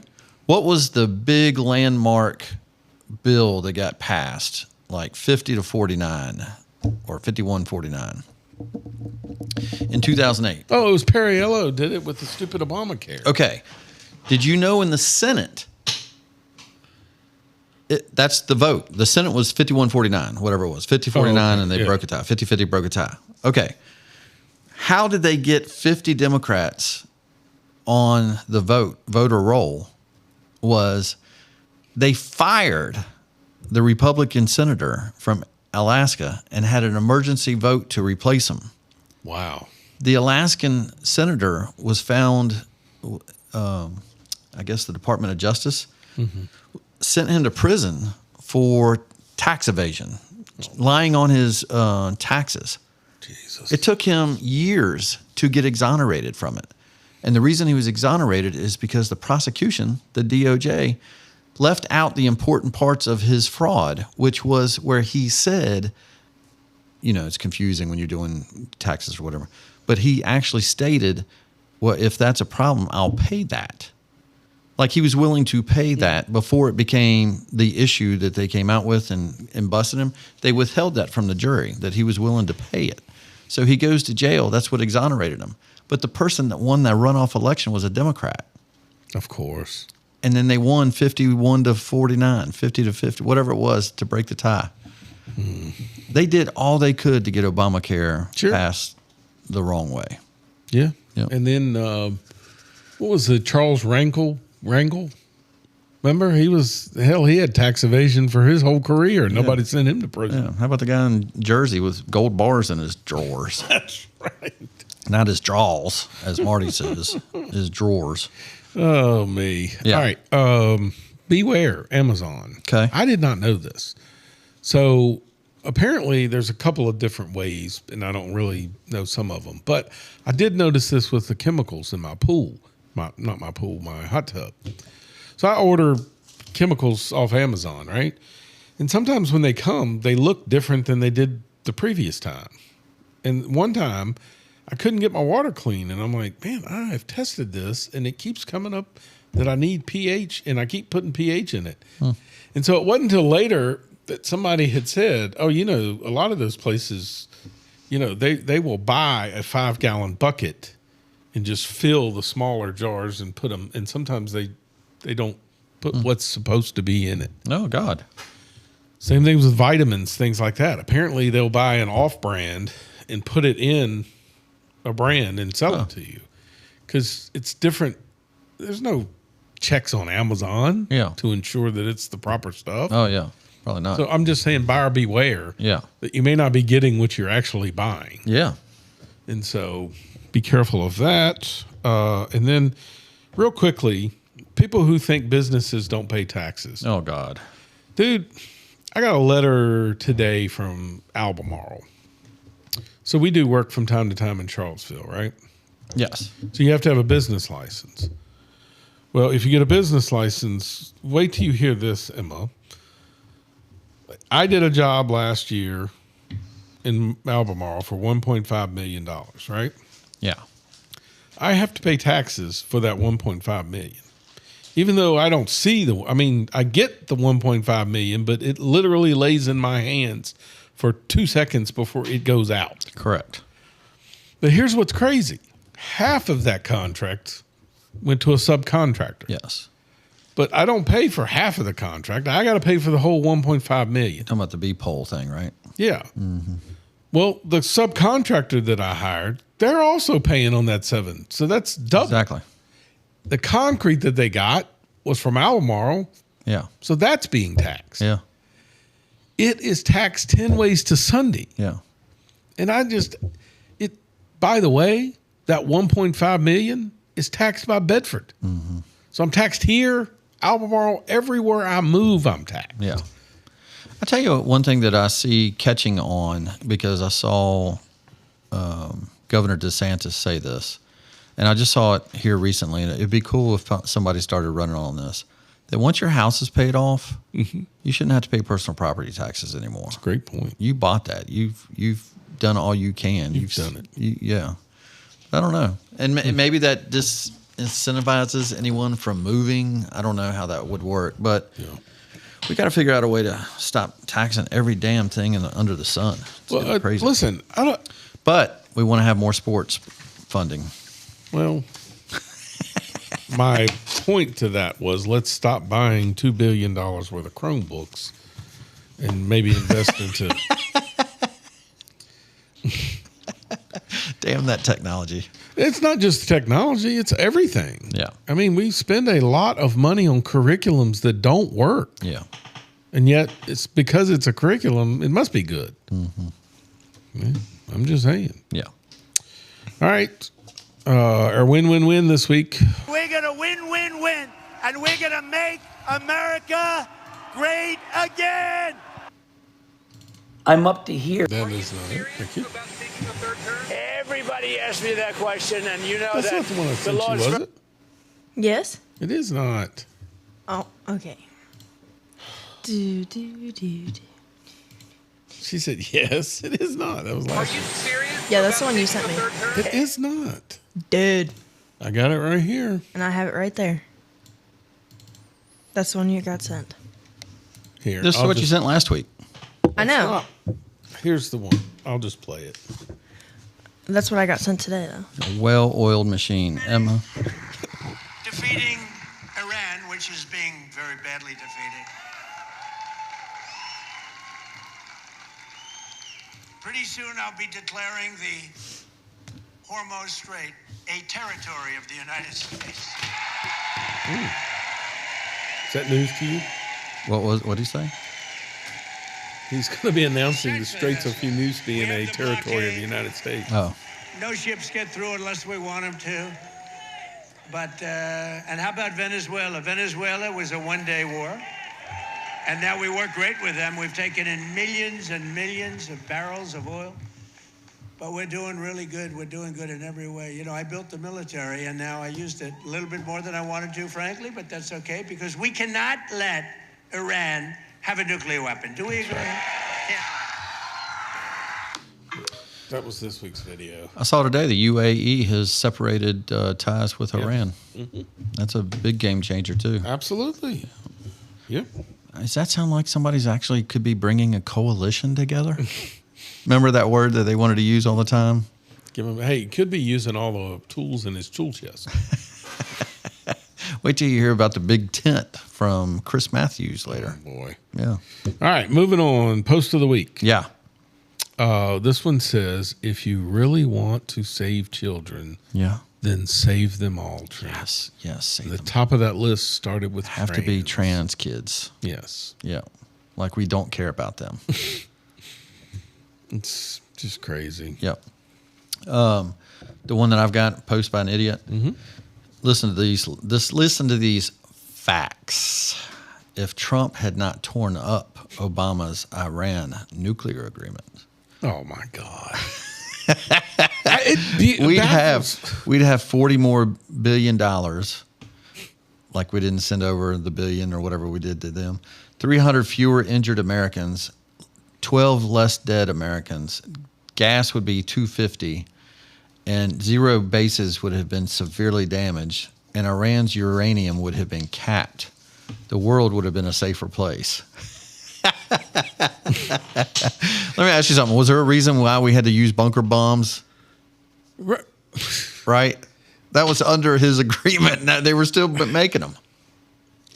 That's the part that I don't understand is when they argue for it and you go, hey, dumbass, do you not remember that you were literally saying, well, they couldn't have had a nuclear weapon within minutes. You know, there's no way. And then 10 minutes later, well, they were 10 minutes away from having a nuclear weapon. I mean, which is it? And then, by the way, how about we found out that they had missiles that could hit Europe? All right? That's great. So, all right, moving on to Mount Rushmore. Yep. Oh, we don't have a bumper for that either. It's in progress. Oh, we're working on that. Yeah. All right, our Mount Rushmore of women athletes. Yes. So, you got Chris? I'm going to do Chris's. All right. He's got a good list here. Serena Williams. Okay. I would definitely have her on my list. Candace Parker. Man, I don't know how I've missed her in basketball. Yeah. She's not even the best basketball player in my mind. It was good, though. She was decent, yeah. Layla Ali, I guess that's pretty good. She was a boxer. Mm-hmm. I always wondered, was she really good or was she just Muhammad Ali's daughter? You know what I mean? Else, yeah. Caitlyn Jenner and Jackie Joyner Kersey. Oh, wow. And he says Jenny Finch because he's got to throw that softball in there. Mm-hmm. Yep. All right, mine was Maria Navratilova. Yes. Dude, I mean, she was incredible when I was young. Now, see, that's the one that I said would come from behind because on our list, Catherine has Chris Everett Lloyd. Oh, wow. Remember those battles that they used to have? They were freaking awesome. Serena Williams. Yeah. Just because she dominated. Yes. Jackie Joyner Kersey. Yep. Mia Hamm. At 100%. Yep. And then Katie Ledecky. Oh, yeah. That's a great one. The swimmer. Yeah. I love her. Yep. Excuse me, Emma? I love her. I've got the same that everybody else has. I would say, though, one thing we leave out is those damn UFC fighters. Oh, my God. What's the girl's name that's from Brazil that I think she just retired. She was like a champion. Oh, yeah. That girl. Yeah. It's freaking amazing. I forget her name. Yeah. She's so good. I forget. Yeah. So, and I got the I same. guess we could have said Ronda Rousey. She dominated for a long time. She did until Holly It's Holm. amazing how one kick to the head can change everything. And that's not just women, too. I mean, men for sure. Yeah, I mean, look at that Topuria. Have you even heard of him since?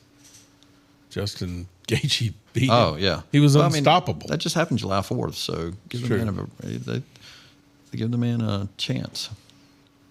Somebody says, Marty said, Marion Jones. She was, but she was a cheater. Sorry. It's hard to get her in. Nancy Kerrigan. I don't know about that. Good answer here. Brandy Chastain. Ah, she pulled the shirt off. Yeah. I think that's got to be part of your sport. Pulling your shirt off? Yeah. Is Caitlin Clark in there? I wanted her, but you got to have a little bit more. Yeah. Now, Jeff, you know what? That's the Bryan French. It's a really good one here. Simone Biles. Oh, I have her, man. Oh.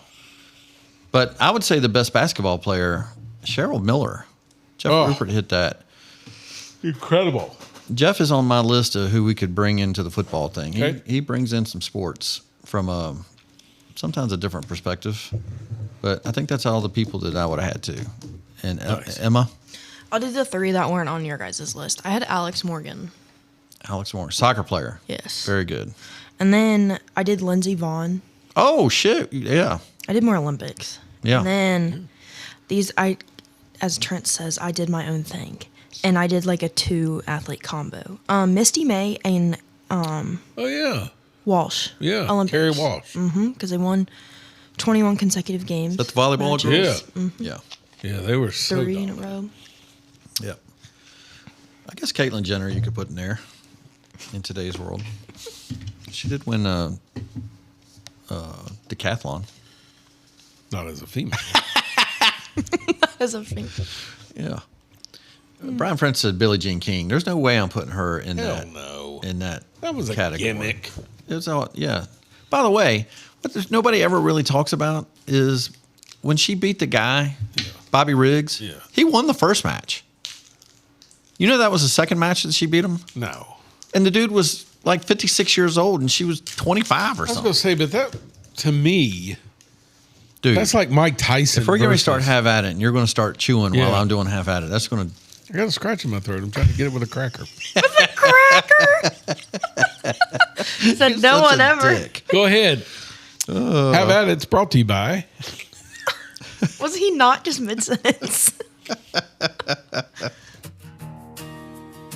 If you have the responsibility of managing the sale of a loved one's estate, please call the Counts Realty and Auction Group. Since 1963, they have been a trusted name and have helped thousands of families navigate estate and retirement sales with care and professionalism, ensuring your family gets maximum exposure and value. Whether it's your home, farm, vehicles, personal or investment property, you can trust the experts at the Counts Realty and Auction Group. Visit them at countsauction.com or call 1-800-780-2991.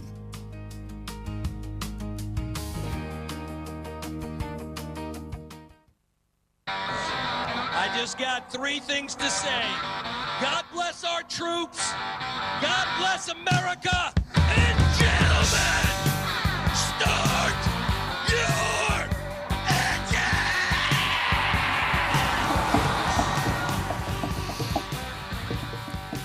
Oh, dude, you know what I just thought of I could have done? What? A Mount Rushmore of men that have gotten in trouble with women. Yeah. Tiger Woods. Kobe Bryant. Yeah. That's a good one. All right. So you're going to have to hang in on here on this one. And I know Emma's going to be bored by this guy. But you're not going to be bored by this guy because of how outrageous you'll get by listening to him today. Chris Matthews is part of the problem of the Democratic Party. Yeah. Remember he gets a tingle down his spine when Obama got elected? Up his leg is what. Up his leg, yeah. So this dude, now listen to what he wants to talk about. The big tent is no longer the big tent anymore. What I think, and I've been thinking about this for days now. The DSA has done a favor to non-DSA Democrats, to regular Democrats who are regular members of the party. They've listed what they believe in. Their chair made that clear. It's in Peggy Noonan's column this week. It's very clear. We're going to get rid of ICE, not just ICE. We're going to get rid of the border. We're not going to have a border anymore. We're not going to effectively control people coming in and out of the country. And so I think we're going to get rid of prisons. We're going to get rid of the Pentagon. We're going to negotiate. Well, what happens when your hostages are your former diplomats, like what happened with President Carter? People take your diplomats hostages. What do you do then? You need an army. You don't like to have an army, but you do need to have one. All these positions can be denied by any regular Democrat. All you have to do is go out there and say, thank you, DSA, for telling us what you believe in. I don't believe in that stuff. and discriminate. Because you can't follow AOC. I like AOC generally, but she came out and said we're just a big tent party. Well, the problem with the big tent defense is every Democrat has to defend all this crap coming from the left. They've got to say, I believe in all this crazy stuff, and that makes me a Democrat. You've got to say, no, I'm not a member of the DSA, and here's why, and make it very clear. So it's going to require politicians to be good politicians and say, here's where I stand. Right. This is what I'm a regular Democrat. I'm for labor unions. I'm for opportunity for everybody. Just him. I was floored. That dude 15 years ago was ripping the Republican Party as not being a big tent. That's right. And now he's dying by his own words. Dude. But at the end of the day, let's make no mistake about it. It has nothing to do with whether or not the socialists are getting elected. Yeah. It's power. Oh, of course. They're losing their power. Yeah. If they thought they could remain in power and bring in, they're all about the stuff that he's saying. Name us a middle Democrat that you're talking about. Oh, shoot. I think I just unplugged something. Did I? I don't know. Hanging around like a What was loose it? goose. I don't know. My dentures in the ice tray. Sounded like you snapped something. I know, I did. Kevin. I think that was just my foot that. Oh, it's that guy again. Oh, what up, Kevin? Just worried about y'all. Yeah, I was worried about Trent there. He I know. like I he did. electrocuted I know. himself. I had to watch that back on film to see what my reaction was. It was quite funny. I know. I just needed to know if Emma's there. Yeah. The phone works.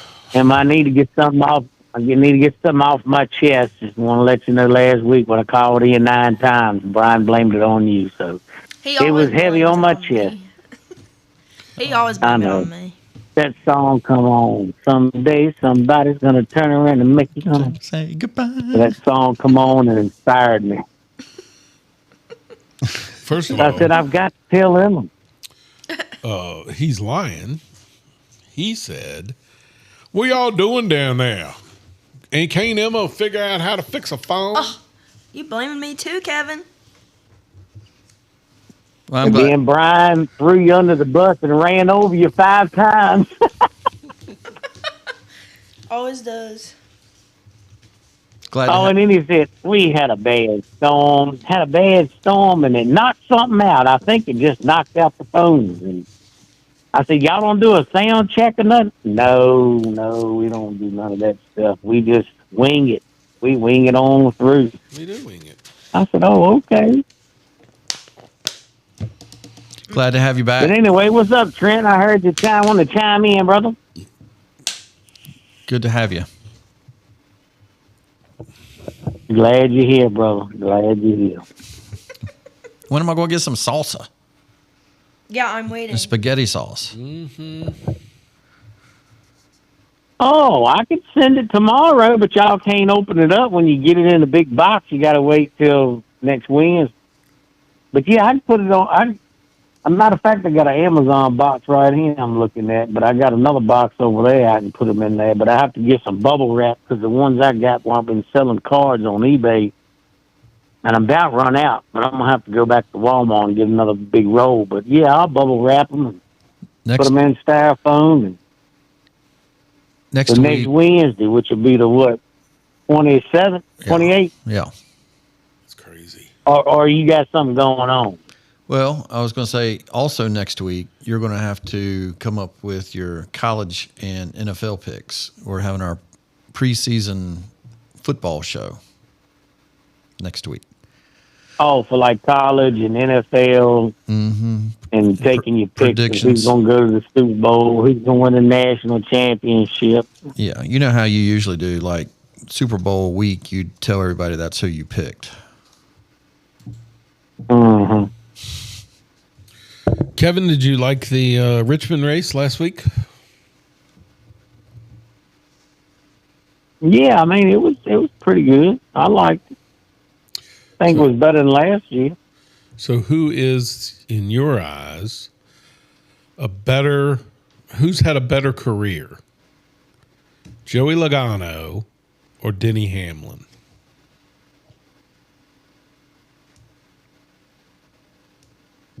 Well, Probably Denny Hamlin, because Joey Logano ain't nothing but a you-know-what. Interesting. So I just don't like him.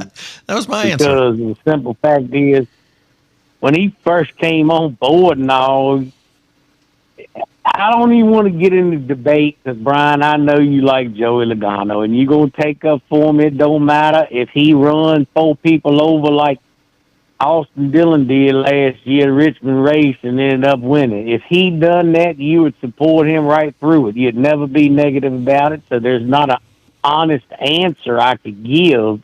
That is the honest the fact answer. That you would debate me about it. That's actually NASCAR. I'm going to leave it at that. Okay. That's the way NASCAR always is. You remember? I mean, that is how it goes. 3 championships to 0.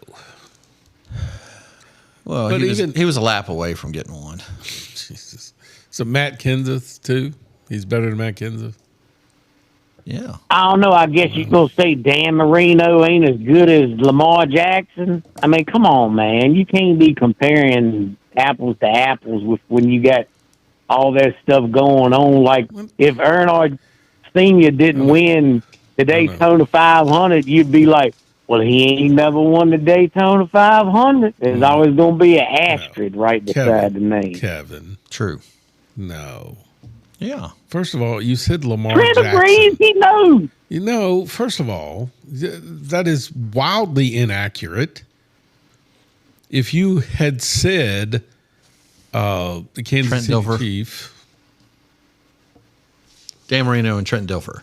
But your comeback was Logano is on the pedestal because he's won this many championships, and Denny Hamlin has won 0. That was your actual argument. Yeah, but you but said I responded to that, but you didn't like the response because you're wanting to go to another level when I said I don't want to get in a debate with you tonight about Joey Logano and Denny Hamlin. I spoke my piece, and I'm done. Let's move along. With Lamar Jackson and Dan Marino. Good one.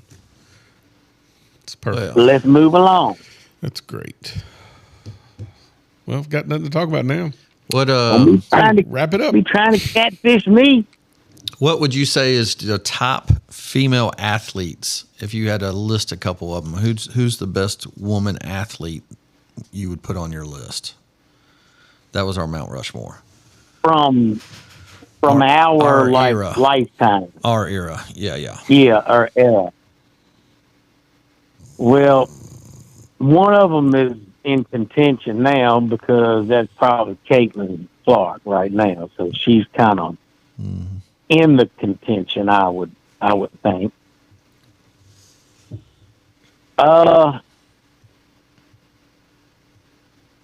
I'd probably say I don't know in that Trent, you're gonna have to help me because I will get slumbered on her last name, but she was a tennis player, and it was Tina Navratilova. That's her, Martina Navratilova. Is that right? Mm-hmm.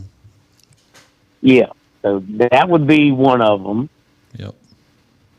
I would probably say,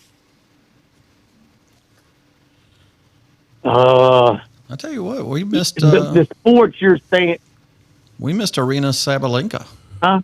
Ooh. That's an athlete. I mean, she looks like she could play other sports. The one that's number 1 now, the Sabalenka woman. Big, tall girl. Looks like Andy Roddick in the face. I think the Mary Lou Retna. Oh, yeah. Mary Lou Retton. No, Retna. Hey, did you know that she ended up with some drug problems? Yeah. But I told you I got problems with last names, so don't make fun of me, man. Come on. I even warned you before. Dude, she was from West Virginia, and she is like the Appalachia pain medicine problem freak. Oh, okay. She said, when you said it like, oh, that's good. I've got a question I want to get to. All right. And I'm not sure. Brian is being patient, and he's had enough.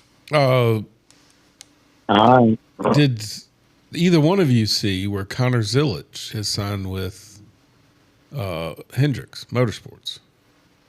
Isn't he already like lifetime? Yeah. No, he was under contract with Trackhouse Racing. Oh, okay. So He's going to start racing in 2028. all right, so by Trent's calculations, there's a 0% chance that will happen. Because you said that with Tyler Reddick. He's not going to spend a whole year with a team that he's leaving. Well, I would fire him. Right. So if you signed with somebody else, I'd let you go now. So the rumor mill, because Justin Marks, when he was interviewed about that, how could you let Connor Zilich leave? His answer just was kind of weird. So the rumor is maybe that Justin Marks is wanting to get out of NASCAR, and he may be shopping his 2-car team with SVG and Chastain. Huh. And some people believe that could be Junior's way in. You just gave me my last name for this week. So, because it's odd. I mean, Bowman's going to be back in the seat next year. But what happens to Zilich? But that's what I'm saying. It sounds to me like they're allowing him to race one more year. Because Justin's probably on his way out, I think. Gotcha. I would fire him. Who are you picking this weekend, Kevin? They're at New Hampshire. Oh, yeah. I got to get that pulled up. 3 B's. Oh, boy. 3 B. Blaney? I'm going to go with my man, Byron. Okay. I'm going to go with Barry and Bill. Byron, Barry, and Bill. Barry did pretty good last week. That was good to see. Mm-hmm. He's got to make a land next year. Yeah, still hasn't. I don't get it either. Yeah. I mean, he obviously, I think he can drive. He's won in that car. Somebody better be picking up Corey Heim, too. Corey Haim's already under contract. Who's he racing with next year? In NASCAR Cup Series? Yes, he's already under contract with 2311. He took Riley Herp's place. He's been under contract with them for 3 years now. All right. So who you got? New Hampshire. You give me yours because I got Ryan Blaney, Austin Cindric, Ross Chastain. And by the way, the points now are I'm at 866. Bryan, you're at 1032. And Kevin, you're at 1057. Does this race have a name yet? I've got. That's funny. It doesn't have a name. I know. I just want to make sure I'm doing the right one, right? Yep. All right. I will go with. Man, I hate that guy, so I'm not choosing Ty Gibbs. Let's go Tyler Reddick. Yeah, he's kind of. He hating on Ty Gibbs, man. I can't stand him. Told y'all he was going to come up. You were right. The Fords have been awful dominant lately. Did Logano again? I'll do Blaney. Blaney, Reddick, and Preece. Oh, that's a good one. We keep wanting each week. It's like all of us want Preece, Busher, and Keselowski to do something, and they just haven't done anything. You got to figure that it's got to. At some point, it's got to change. Hendrick too. Their cars haven't done jack. The Chevrolets really haven't done anything. Man, how unusual is it? And if it was that easy, why doesn't it happen a lot more often? Your boy Carson Hocevar makes a simple mistake and it blows the engine up that fast. It seems like to me that would happen more often. Yeah. He downshifted instead of upshifted. Yeah. You wonder, like, how Kyle Larson doesn't do that as many times he gets in and out of cars. Yeah. And, some of them are H patterns. Some of them are forwards and back. That's wild. I remember Denny Hamlin saying that was the hardest thing that he's had to adjust to, the downshift versus the H shift. Yep. Hocevar might have a good weekend. Could. Husqvarna is what Ward Burton calls him. Because you can't say Hocevar. All right. Well. All right, Kevin. When are you coming down to see your son? When you come down here to see me. Take your nephew. I feel bad for your son. Poor fellow. Can't even see his daddy. All righty. Sir. I got something for you. Okay. It's just an inside joke, but it's for me too, because I could say the same thing. Okay. But not for Bryan. Can't wait to hear this. If you ever any time, if you get a call from your ex and it's like 3:00 in the morning and she's like saying, Trent, I can't sleep. You just tell us, say, listen, Isaiah 48:22, there is no rest for the wicked.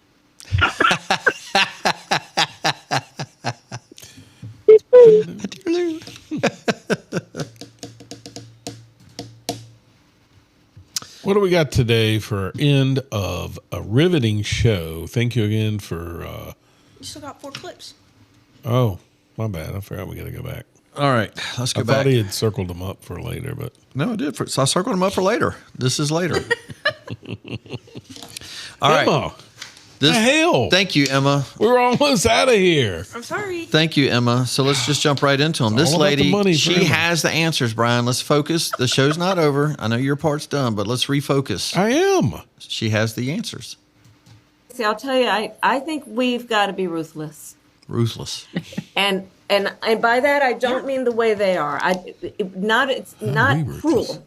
Not cruel. But we have to be uncompromising. And we have to understand that we're going to have to toughen up a bit. Maybe start with getting a job. Really being focused on results. She's saying focus, but couldn't think of the word not focused. Sitting around waiting for Republicans to have an epiphany. Epiphany. That's her new word. People's rent can't wait for that.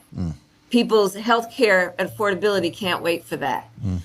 Being able to afford childcare can't wait for that. Can you remind me who raised inflation I think 21%? there are some things that we need to do that are just about our attitude about these things. Attitude. When I was growing up, you got an attitude? Well, actually, I am advocating for having an attitude. Gosh, nuts. Dude, can you see her do a press conference every single day at the big table? Like, you just want the Democrat Party to go, this is what we got? Yeah. Like, you want to talk about attitude and results. Who's the guy from CNN? Jake Tapper? Okay. Yeah. I'm seeing that he's doing some interview with some liberal woman and he's answering the questions. So what do they call that, where all the cabinet secretaries get together around the table? Yeah. This is the first time I've ever seen anybody do that. The president, he didn't even do that the first time around. He makes them all sit there and answer questions. Yes. Right off the bat. Yep. Jake Tapper told that lady the other day that they had scripted comments whenever they had, and it wasn't even covered by the press. They had just to be able to play off of Joe, and Joe had scripted comments to make. We forgot all that, right? That he had it. But how does Jake Tapper, where were you when this was going on? You're doing it when you're trying to peddle a book, but where were you when this was actually going on? It's just awful that they would let Jake Tapper, even any of these people, do a debate. They're so biased. Okay. Hey, listen to this person. I think she's running, but it's okay to steal now. You just got to hear why. Cut 20. What we saw were crimes of poverty. People who were stealing things like toothpaste. People who were stealing things like, soap. And that means if you're stealing those things, you need them. And we are choosing to protect billion-dollar companies like CVS and Walgreens over the people who are struggling to get by. So I would say that the true crime is that there is such incredible wealth disparity in this city that there are people who can be thrown in jail simply for having a biological need. And so one of the things that I'm fighting for at the state level is to make sure we pass things like treatment, not jail, and that we hold the line on the incredible criminal justice reforms that we have done over the last 10 and 20 years. Most of what we... Those mean old companies that sell you things. And guess what happens as soon as one of those companies leaves a city because of theft? They get after them about not letting them steal. I mean, it is so ass backwards of what should be taught. I'm going to skip this one mainly because of the end of the show and we're going on. But this is the Chicago mayor refusing to say the word illegal. This one? And the one before was the Chicago mayor saying refused to say illegal. But I'm going to title this, "Can someone tell her we don't care?" Like, we really don't care what you look. We don't even care what you do. But listen to this racist woman talk about us. Cut there. Thing about me, two things for certain. I love making white people uncomfortable. And by that, I mean, I love showing up in a space where white people are and they think it belongs to them. And I show up authentically myself, big and bold, ready to be seen. I'm not going to give my life for no one. Tell me how I'm in nature. White boys sitting there, it's for everybody to enjoy. I pull up with my music, but when white people see me, they see me with my music. All they can think is ghetto and disturbing. And I'm here to make the place ghetto and disturbing. Yes, I'm putting up my hammock and I'm going to enjoy this bitch just as much as you are. You're going to leave. Oh. Yeah, I'm going to make you so uncomfortable, you're going to leave. Yeah, I'm not moving. Yeah. I'm going to be ghetto, and I'm going to be ratchet, and I'm going to be as black as possible. Yeah. Get uncomfortable, bitch. So, come on. Racist.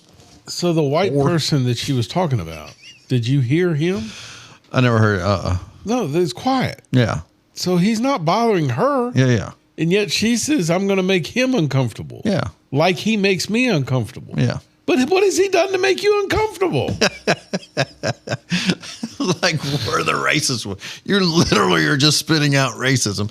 And what my whole point was that, can somebody just tell her we don't care? No. Like, don't put your music louder than I have mine. You know what I mean? And I do this all the time. Like, if I go to the pool and I have my music, it doesn't matter who's at the pool. I was like, hey, is this too loud for you? You know what I mean? I just don't want to intrude on you. Most of the time it's not. But if somebody says, yeah, I mean, I cut it down. It's not a big deal. This woman wants to violate and cross into your path.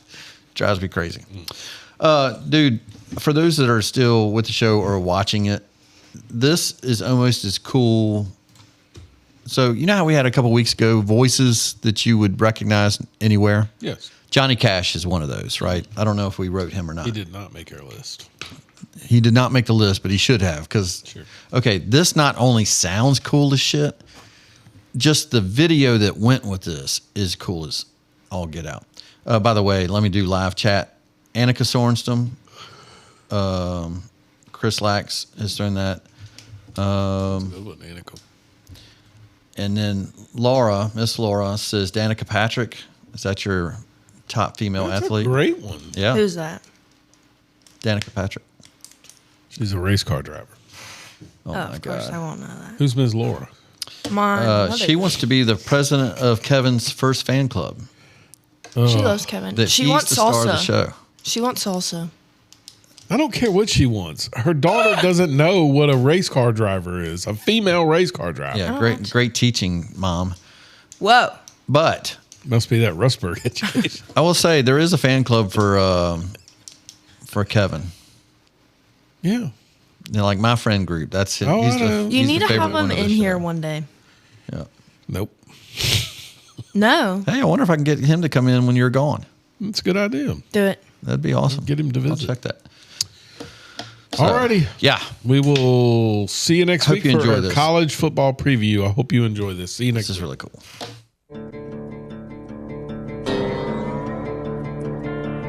I am the nation. I was born on July 4th, 1776, and the Declaration of Independence is my birth certificate. The bloodlines of the world run in my veins because I offered freedom to the oppressed. I am many things and many people. I am the nation.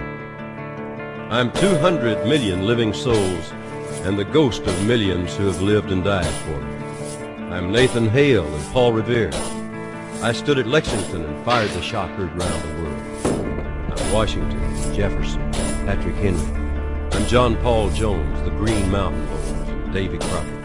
I'm Lee, Grant, and Abe Lincoln. I remember the Alamo, the Maine, and Pearl Harbor.